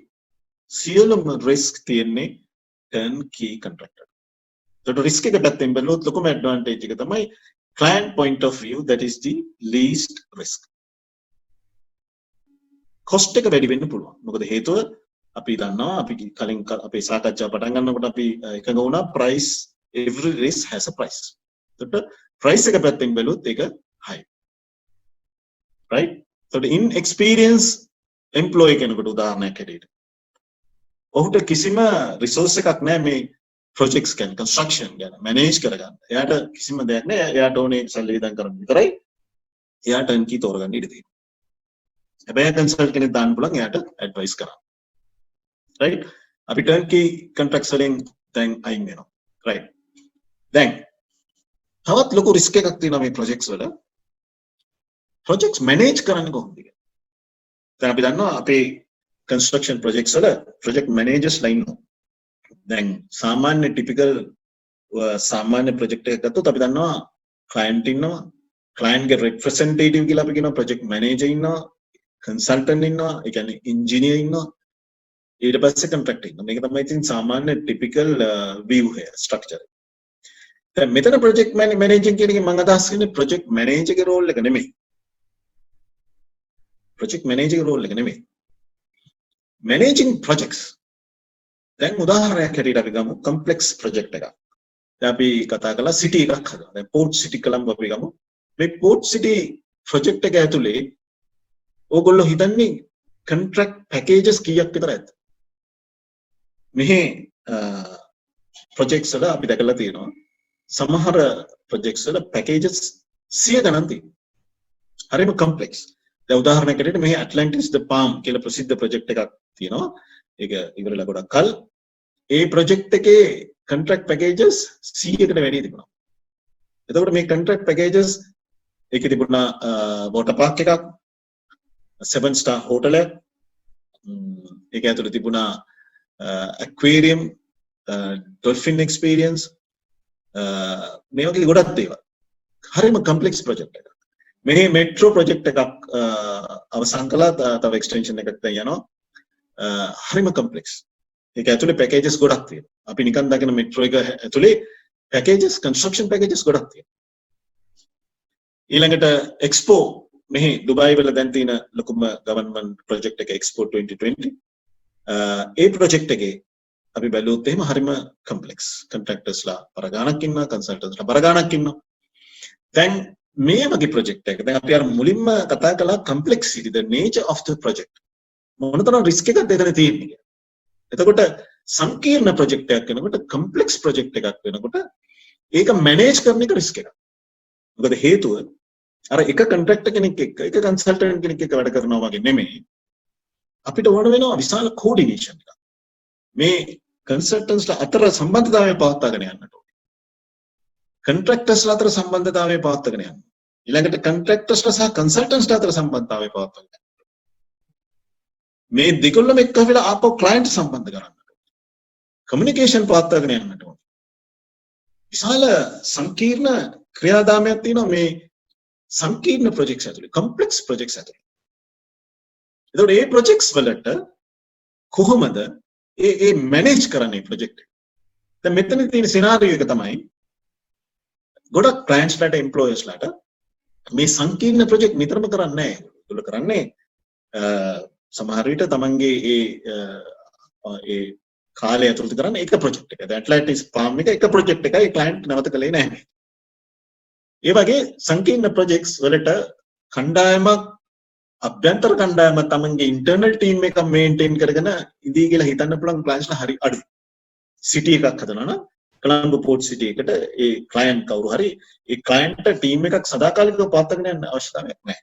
ඒකට එයා කරන්නේ මේ project එක manage කරන්න, මේ complex project එක manage කරන්න management contractor කෙනෙක් පත් කරන්න ඉඩ තියෙනවා.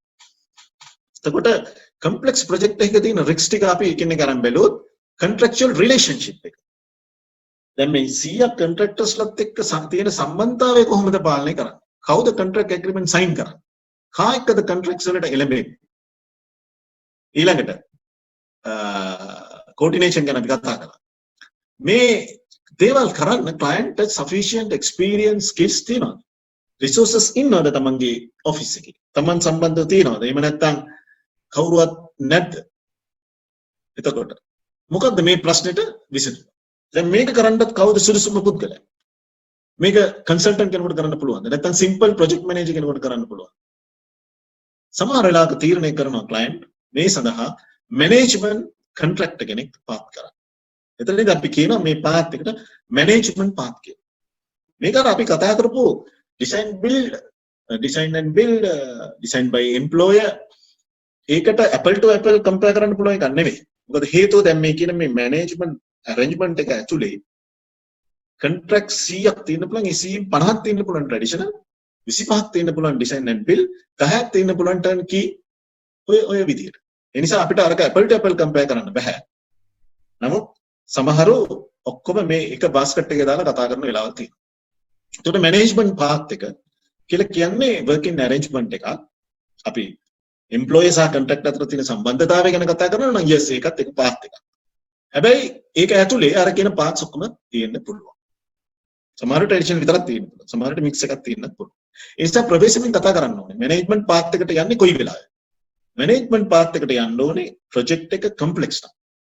ඊළඟට මැනේජ්මන්ට් පාත් එකට යන්න ඕනේ එම්ප්ලොයර් contractors ලත් එක්ක contractual arrangement එකට යන්න ලෑස්ති නැත්නම්. යාට එහෙම ශක්තියක් නැහැ. පුරුද්දක් නැහැ. ඒතකොට එයා කරන්නේ එක පුද්ගලයෙක් තෝරගන්නවා මැනේජ්මන්ට් කොන්ට්‍රැක්ට් හැටියට. එයත් එක්ක තමයි ගනුදෙනු. කොන්ට්‍රැක්ට් එක තියෙන්නේ මැනේජ්මන්ට් කොන්ට්‍රැක්ට් එකත් එක්ක. මැනේජ්මන්ට් කොන්ට්‍රැක්ට් මොකද කරන්නේ? කොන්ට්‍රැක්ට් සයින් කරනවා අර 100ක් විතර පැකේජ් කොන්ට්‍රැක්ටර්ස්ලත් එක්ක. මොකද එයා මැනේජ්මන්ට් කොන්ට්‍රැක්ට් කෙනෙක් හැටියට ස්කිල්ඩ් එක්ස්පීරියන්ස්. ඒතකොට එයාට රිස්ක් එක ගන්න පුළුවන්. මේක තමයි මැනේජ්මන්ට් පාත් එකේ ස්ට්‍රක්චර් එක. ඒකෙන් කරන්නේ එම්ප්ලොයි එකේ මැනේජ්මන්ට් රිස්ක් එක ෂෙයා කරගන්න එක. මේක ඒ විදිහට තමයි යන්නේ. එතකොට මේ ගන්න රිස්ක් එකට මැනේජ්මන්ට් කොන්ට්‍රැක්ටරට මොකක්ද හම්බ වෙන්නේ? මොකක්ද එයාගේ රෝල් එක? මොකක්ද එයාගේ ස්කෝප් එක ඒක ඇතුලේ? එයාගේ ස්කෝප් එක තමයි අර අපි දැන් කතා කළා වගේ ක්ලයන්ට් එක්ක කොන්ට්‍රැක්චුවල් රිලේෂන්ෂිප් එක තියාගෙන 100 පැකේජ් කොන්ට්‍රැක්ටර්ස්ලත් එක්ක කොන්ට්‍රැක්චුවල් රිලේෂන්ෂිප් එක maintain කරන එක. That is his role. For maintaining those contractual relationships, he will get a management fee. එයාට හම්බෙනවා management fee එක. එයාටත් එක පැකේජ් එකක් දෙකක් ඕක ඇතුලේ කරන්න පුළුවන්. ඒකට එයාට වෙනම ඒ කන්ස්ට්‍රක්ෂන් එකේ කන්ස්ට්‍රක්ෂන් කොන්ට්‍රැක්ට් එකකට එයාට ගෙවනවා. ඊටු ටික මැනේජ් කරනවාට එයාට management fee එකක් හම්බෙනවා. Complex projects always has a management path. So there is another path for some complex projects. මේකට අපි කියනවා managing construction කියලා. දැන් අරක construction management. ඊළඟට construction එක manage contract management. මේක construction management. මොකද්ද මේ දෙකේ වෙනස? මෙතනදී වෙන්නේ employer කැමති අර 100 contractorsලත් එක්ක contractual relationship එකක් තියාගන්න. Contract sign කරන්න directly. He has no problem. He has good, strong, big team in his office. So he has a capacity to sign 100 contracts, and he know how to administer those 100 contracts. So he signed directly. But however, කොහොමද මේ 100 contractorsලා field එකේ on site manage කරගන්නේ කොහොමද? මේක employed කරන්න පුළුවන්. අපි site එකට ගියාම මේ විශාල සයිට් එකක් දැන් ඇට්ලැන්ටිස් ද පාම් දිව්වේ කන්ස්ට්‍රක්ෂන් මැනේජ්මන්ට් පාර්ක් එකේ. ඒකද හිටියා අල්නබුදා ලේන් ඔර්කේ ජොයින්ට් වෙන්චර් එකක් මගින් අපි ජොයින්ට් වෙන්චර්ස් ගැන පාර්ට්නර්ෂිප්ස් ගැන කතා කරමු third session එකේදී. ඒ ජොයින්ට් වෙන්චර් එක මගින් තමයි ඇට්ලැන්ටිස් ද පාම් ප්‍රොජෙක්ට් එක ඩිලිවර් කළේ under construction management park. ඒ කතාව අපි කතා කරමු ඊළඟ session එකේ. එතකොට එතනදී උනේ අයිතිකරුවා ඇට්ලැන්ටිස් ද කර්ස්නර් කම්පැනි එක කෙලින්ම ඇග්‍රීමන්ට් එකකට එළඹුණා මේ ජොයින්ට් වෙන්චර් එකත් එක්ක. ඒකට එක කොන්ට්‍රැක්චුවල් සම්බන්ධතාවය එතන තියෙනවා. මේ ජොයින්ට් වෙන්චර් එක කොන්ට්‍රැක්ට් 100කට වැඩිය මැනේජ් කළා. කන්ස්ට්‍රක්ෂන් මැනේජ්මන්ට් එක ඇතුලේ. සියලුම කොන්ට්‍රැක්ට් සයින් කළේ කර්ස්නර්. නමුත් කන්ස්ට්‍රක්ෂන් මැනේජ්මන්ට් එක කළේ අල්නබුදා ලේන් ඔර්කේ ජොයින්ට් වෙන්චර්. ඒක ඇතුලේ ඔවුන්ට සිද්ධ වුණා ඒ සියලුම කොන්ට්‍රැක්ටර්ස්ලට ඉන්ෆ්‍රාස්ට්‍රක්චර් දෙන්න. මොනවද මේ ඉන්ෆ්‍රාස්ට්‍රක්චර් කියලා කියන්නේ? අපි ප්‍රොජෙක්ට් එකක් ඇතුලේ විශාල ප්‍රොජෙක්ට් එකක් ඇතුලේ කොළඹ පෝර්ට් සිටි එක ඇතුලේ තියෙන්න පුළුවන් ඉන්ෆ්‍රාස්ට්‍රක්චර් මොකද්ද? කන්ස්ට්‍රක්ෂන් එක. පාරවල් තියෙන්න ඕනේ. ඒක සිටි එක. ඒක ඇතුලේ ටෙම්පරරි පාරවල් තියෙන්න ඕනේ. මේ ස්ථිර පාරවල් එනකම් නේද? ඇක්සස් තියෙන්න ඕනේ. පාරවල් තියෙන්න ඕනේ. ඊළඟට අවශ්‍ය ටෙම්පරරි වෝටර් පවර් දෙන්න ඕනේ වැඩ කරන්න. මේක තියෙනවා. අවශ්‍ය පර්මිට් ගැනීම ඔතොරිටිස් අතර තියෙන සම්බන්ධතාවයන් පරිසර ගැටලු ඒ අංශවල නීති අංශ පිළිබඳ ඒකට ඒව කරන්න ඕනේ. ඊළඟට මේ 100 කොන්ට්‍රැක්ටර්ස් ලගේ කමියුනිකේෂන් අර මම කිව්වා වගේ communication records documentation data management මේ ඔක්කොම කරන්න. මේවා කරන්න employee contractual capacity එක තිබ්බත් construction management capacity එක තියෙන employees ලා හොයාගන්න හම්බෙන්නේ නැහැ. එහෙම නිසා employee කැමති නම් contractual relationships තියාගන්න සියලුම contractors වත් එක්ක, but however if he is not able to provide construction management facilities, he will hire construction manager. ඒක තමයි අපි කියන්නේ construction management path කියලා. එතනදී යා contractor කෙනෙක් select කරගන්නවා. ඒත් එක්ක ඒ agreement එක දෙලයි. එයා සමහර packages කරනවා. දැන් Atlantis the Palm project එකේ අල්ලම්බෝදා ලේන්ඩර්ගේ joint venture එක තමයි structure එක දෙලයි. ඒක තමයි biggest package එක. හැබැයි අනිත් packages සියල්ලම direct contracts තිබුණා අයිතිකරුවත් සමග. මේක තමයි construction management path එක. මම කලින් කිව්වා වගේ project management company එකක් සාමාන්‍ය project එකක් run කරන project management company එකක් සහ construction manager කෙනෙක්ගේ අතර විශාල වෙනසක් තියෙනවා. project manager කෙනෙක් කවදාවත් contractual relationship වලට එළඹෙන්නේ නැහැ, ඇති කරගන්නේ නැහැ. project manager කෙනෙක් කවමදාවත් project එකක ඇතුලේ construction facilities දෙන්න ඉදිරිපත් වෙන්නේ නැහැ. capacity එකක් නැහැ. ඒකට මේ තුන විශේෂයෙන් පරිස්සමින් තෝරලා වෙන් කරගන්න ඕනේ මේ තුන් දෙනාගේ roles සහ ඔවුන්ගේ contractual relationships with the employer. This is very, very important. If somebody asks a question about the differences between a typical project manager, construction manager, and management contractor, you have to explain very clearly what are the differences. You have to start with the contractual relationship.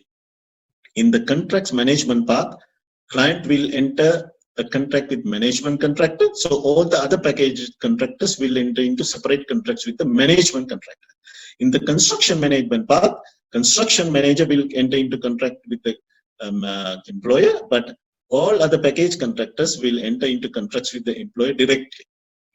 Typical project manager will coordinate, will monitor, supervise. He will work as the client's representative in a project.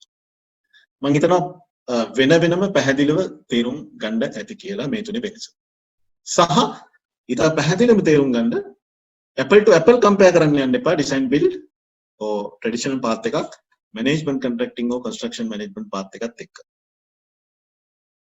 මම හිතනවා තේරුම් ගත්ත කියලා. ඇයි එහෙම apple to apple compare කරන්න බැරි? මොකද construction management or management contracting path එක ඇතුලේ ඕන තරම් design build තියෙන්න පුළුවන්, ඕන තරම් design by employee packages තියෙන්න පුළුවන්. right, අපි මම හිතුවට වඩා ටිකක් ස්පීඩ් එකෙන් මම ආවා කියලා මම හිතනවා. එතකොට අද අපි කතා කළේ, අපි දැන් පොඩි සාරාංශයක් කතා කරමු. අපි කතා කළේ මාතෘකාව procurement strategy. procurement strategy එක part එකක් සම්පූර්ණ procurement process එක. ඉතුරු part එක තමයි tendering and pre-qualification and tendering. ඊළඟ part එක තමයි contract formation and awards of contracts and types of contract. දැන් මේ process එකේ පළවෙනි එක තමයි procurement path එක procurement strategy එක project එකකට තීරණය කරන එක.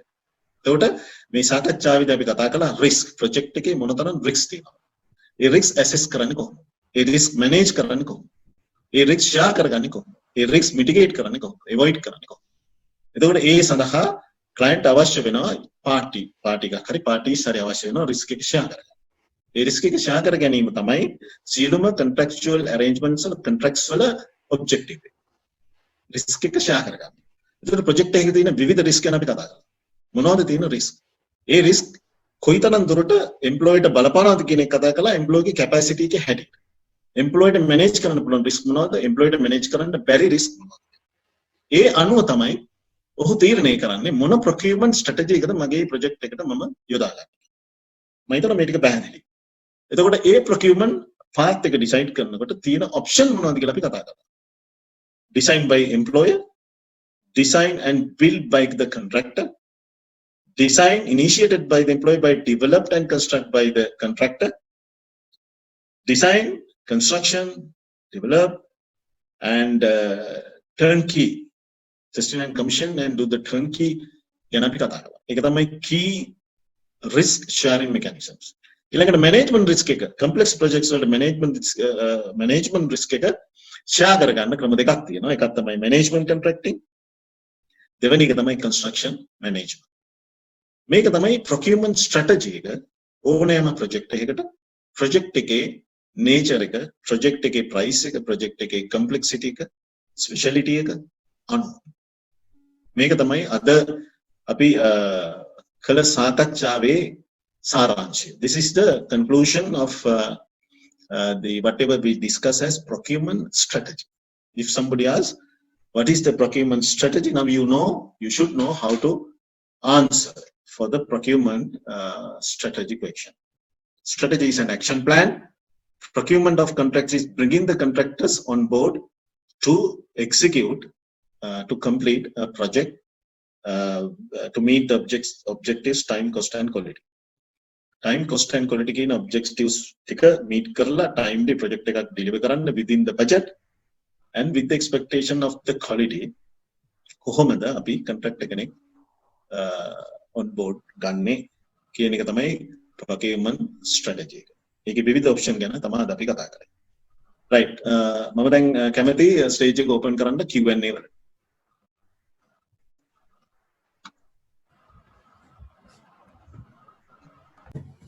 සර් මට දැන් ප්‍රශ්නේ තියෙනවා දැන් මට project management consultant firm තියෙනවා. එතකොට දැන් construction management එකයි management contracting දෙකක් සර් කිව්වා.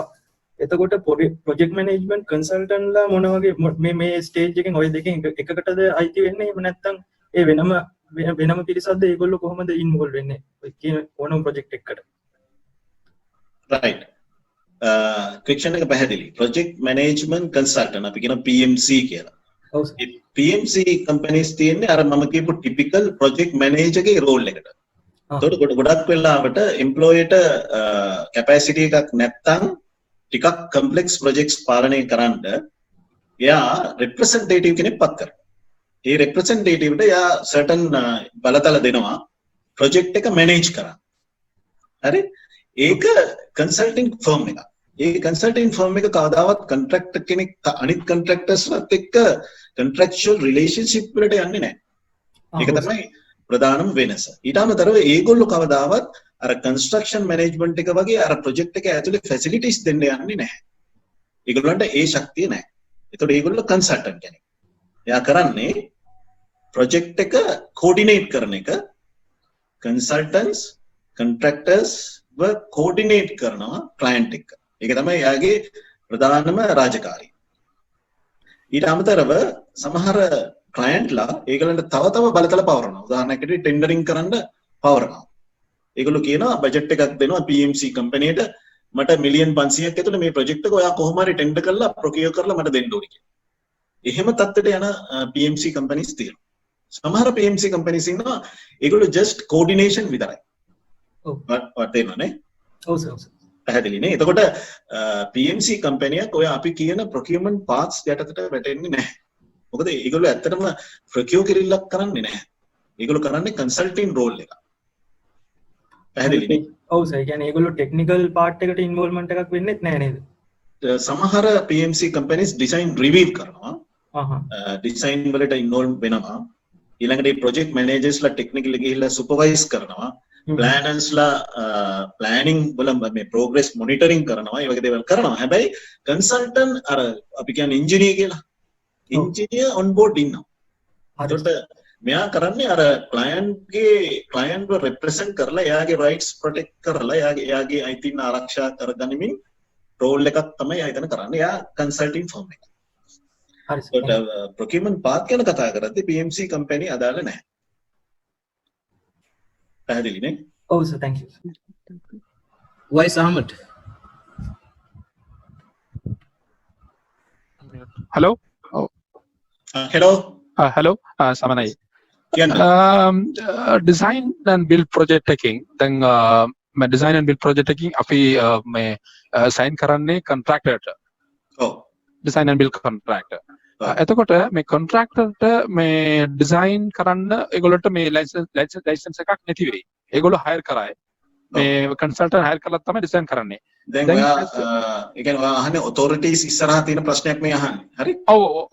right okay එතකොට දැන් අපි client මේ client පැත්තේ දැන් අපිට තියෙන්නේ අර contractor design build contract තමයි තියෙන්නේ. ඔව්. දැන් මොකක් හරි design issue එකක් ආවොත් ඒක කොහොමද ඒගොල්ලෝ අර liability එක දැන් අපි ගන්නෙ කොහොමද contractor පැත්තේ? දැන් ඔයා කතා කරන්නේ contractor point of view. නෑ client පැත්තේ. ඔව් client ගේ පැත්තෙන් දැන් මොකද්ද දැන් design issue එකක් කියලා කියන අපි හිතමු design failure එකක්. right? ඔව් design failure එකක් ආවොත් ඔව්. දැන් මේ contractor ලයිසන් එකක් නෑ ඒක මේ ඩිසයින් කරන්න. ඒගොල්ලෝ තමයි මේ ඔව් මල්ලි කියන දේ මට තේරෙනවා. දැන් උතන කාරණා දෙකක් තියෙනවා. දැන් ඔයා අහලා තියෙනව නේද architect of record කියලා. architect of record කියලා සමහර consultants ලා ඉන්නවා. ඇත්තටම එයා ඩිසයින් එකක් කරන්නේ නැහැ. එයා කරන අයත් ඉන්නවා නැති අයත් ඉන්නවා. ඒ ඩිසයින් එකක් ඇත්තටම effective කරන්නේ නැතුව authorities වල record purpose වලට ඉදිරිපත් වෙන කෙනාට තමයි අපි කියන්නේ architect of record කියලා. නමුත් ඩිසයින් ලයබිලිටි එක බලපවත්වන්නේ ඇග්‍රීමන්ට් එක උඩ. දැන් ක්ලයන්ට් සයින් කරන ඩිසයින් ඇන්ඩ් බිල්ඩ් කොන්ට්‍රැක්ට් එකත් ඇග්‍රීමන්ට් එක. ඔව්. එතකොට සියලුම රෙස්පොන්සිබිලිටිස් සෙට් අවුට් කරන්නේ ඇග්‍රීමන්ට් එකේ. ඔව් හරි. හරිනේ? එතකොට ඒ ඇග්‍රීමන්ට් එක උඩ තමයි ලයබිලිටි එක බලපවත්වන්නේ. හරි?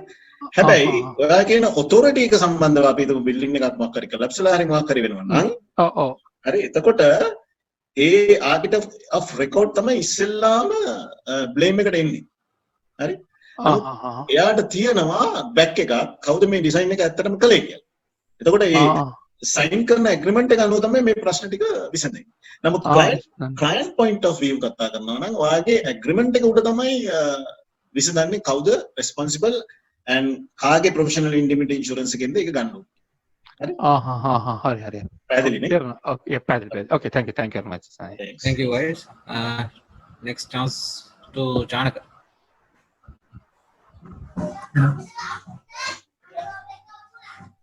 Hello. Hello. I know Chanaka. Sir, design project එක දැන් ඔව්. ඉතින් මොකක් හරි small requirement එකකට client ගේ contractor flexible වෙලා ඒකට okay වෙලා ඒක design කරොත් ඔව්. හැබැයි construct කරද්දී constructable issue එකක් આવුත් ඒ කියන්නේ contractor force කරන්න බෑ ඒ කාලේ. හැබැයි යාගේ BOQ එකේ ඒකේ ඒක ඇත්තටම construct කරද්දී cost එක include වෙලා නැහැ. Okay. එතකොට contractor ට පුළුවන් ද variation එකක් විදිහට අලුතින්ම මේ cost එක ආයි claim කරන්න. දැන් ඔයා මේ කතා කරන්නේ lump sum contract එකක් ගැනද?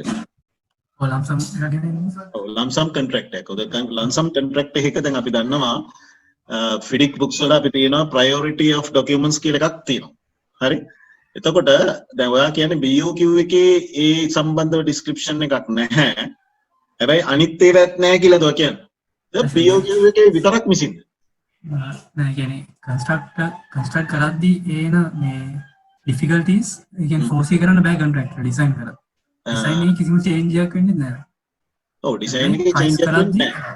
price කරද්දී normal item එකේ ඉඳන් price කරනවා. උදාහරණයක් ගත්තොත් මේ dummy wall block වලට කරද්දී dummy එක ගහද්දී අර block වලට මිස් කරලා හරියන්නේ නැහැ පොඩි. cost එක වැඩි වෙනවා. මේ වගේ scenario එකදී. ඔව්. දැන් සමහර ඔව් මල්ලි මම කියන්නේ තේරෙනවා. දැන් සමහර item කියනවා detail design එකේ හැම information එකක්ම වැටෙන්නේ නැහැ. හරි? එතකොට employee බලාපොරොත්තු වෙනවා responsible contractor කෙනෙක් මේක identify කරලා price කරන්න ඕනේ. එහෙම නැත්නම් මේ tender query එකක් හැටියට හරි post tender clarification එකක් හැටියට හරි මතු කරලා ඒ ප්‍රශ්නේ විසඳ ගන්න ඕනේ කියලා. විශේෂයෙන් lump sum contracts වල. හරි?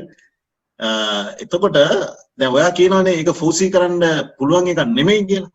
එතකොට මේ foresee කරන්න බැරි නම් ඒක ඔප්පු කරන්න ඕනේ. ඒක foreseeable difficulty එකක් නෙමෙයි කියලා. right?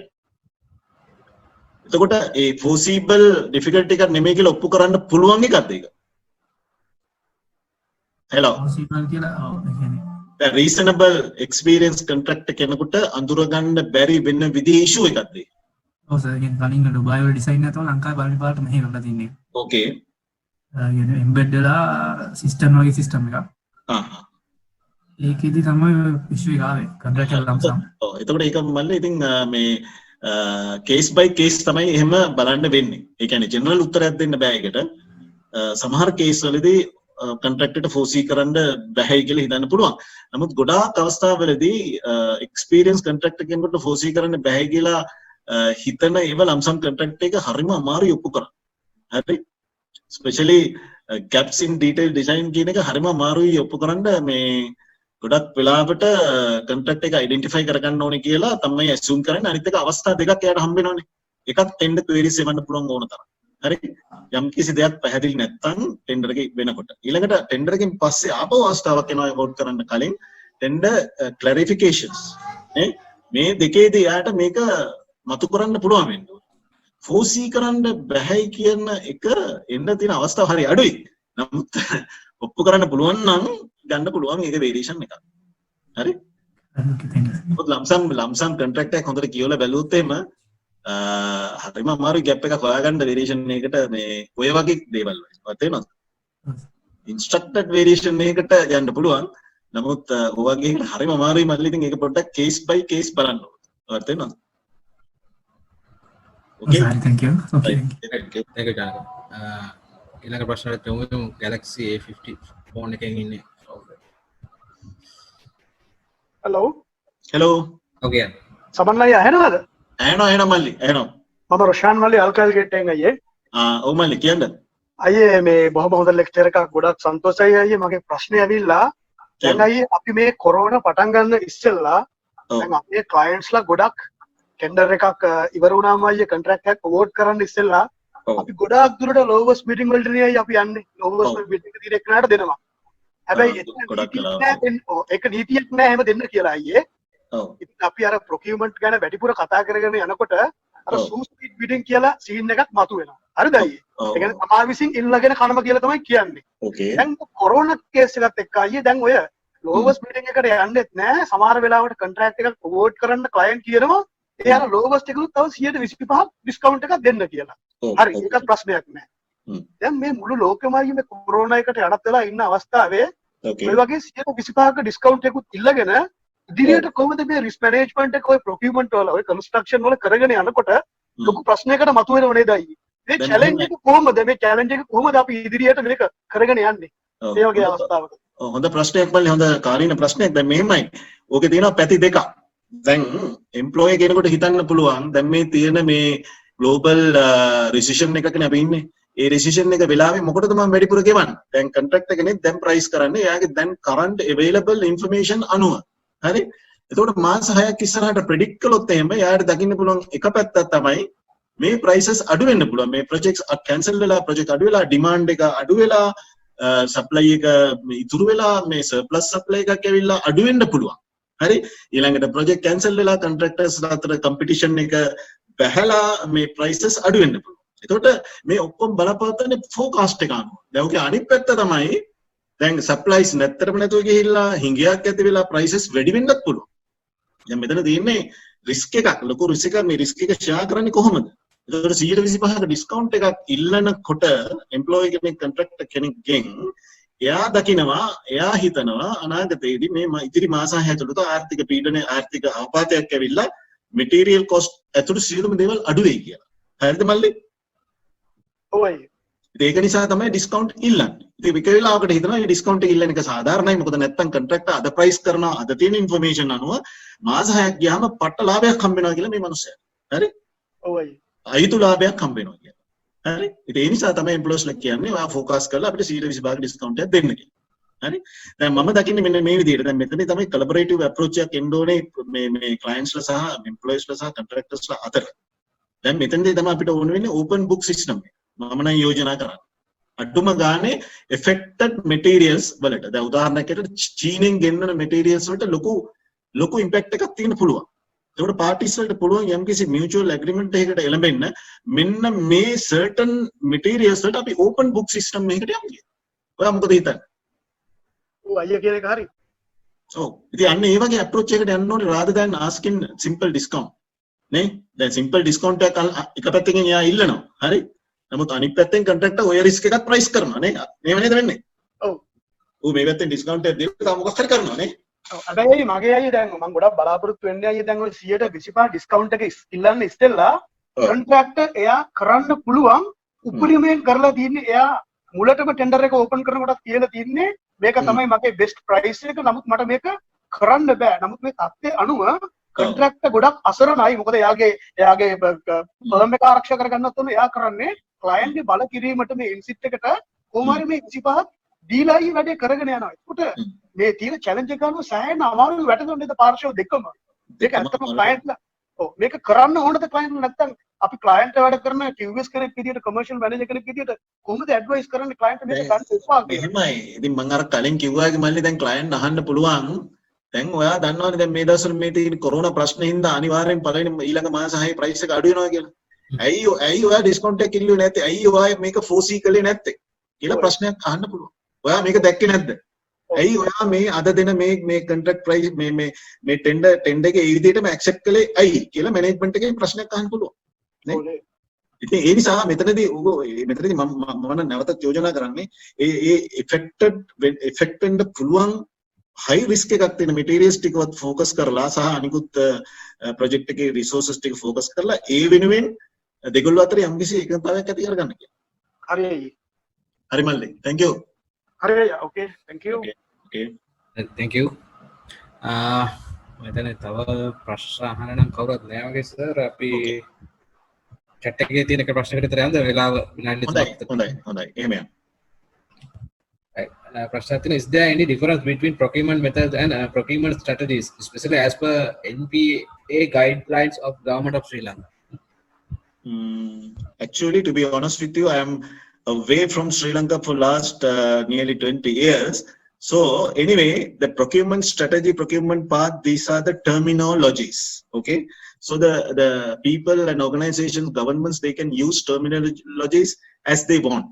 Okay, so here procurement strategy, for me, procurement strategy means the entire action plan.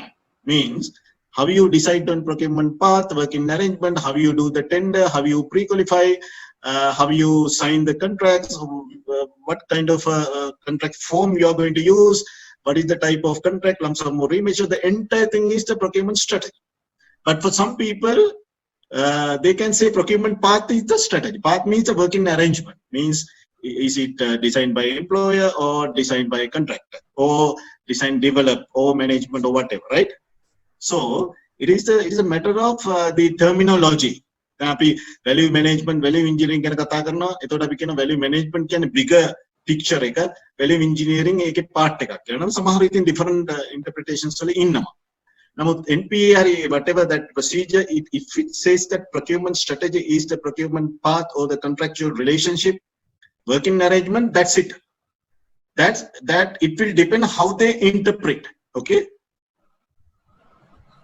Okay. Right. I think it doesn't matter, but for our learning purpose, procurement strategy is the big picture, the entire process. Okay.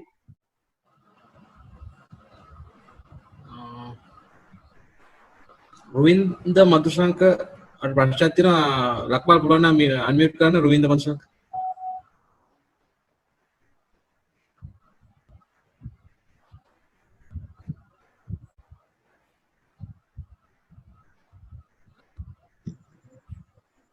hello Hello. ඔමල්ලි කියන්න. දැන් අපි procurement method එක design and build procurement method එකදී client ගේ brief එකට අමතරව සමහර විට designs දීලා තියෙනවා මේක මේ වගේ වෙන්න ඕනේ. ඔව් අපි කියනවා outline design. Right, okay. outline design එකක් දීලා තියෙනවා building එක මෙච්චරක් උස වෙන්න ඕනේ මේ වගේ close තියෙන්න ඕනේ. height එක මෙච්චරයි thickness එක මෙච්චරයි වගේ දෙනවා. අපි ප්‍රොජෙක්ට් එක අපේ ඊට පස්සේ අපි ඩිසයින් එක ඉස්සරහට කරගෙන යනකොට මොකක් හරි එකක් හින්දා අපි හිතනවා මේකේ සබ් thickness එක වැඩි. client ගේ ඩිසයින් එකේ පෙන්නලා තියෙන thickness එක වැඩි. අපි ඒකින්ද ඒකට අංගයක් අඩු කරනවා thickness එක. Okay. ඒක අපේ ඩිසයින් එක. Okay. එතකොට client කියන්න පුළුවන් මේක value engineering. engineering නිසා ඒකේ profit එකෙන් cost එක save වෙන එකෙන් භාගයක් මට දෙන්න ඕනේ. කියලා කියන්න පුළුවන්.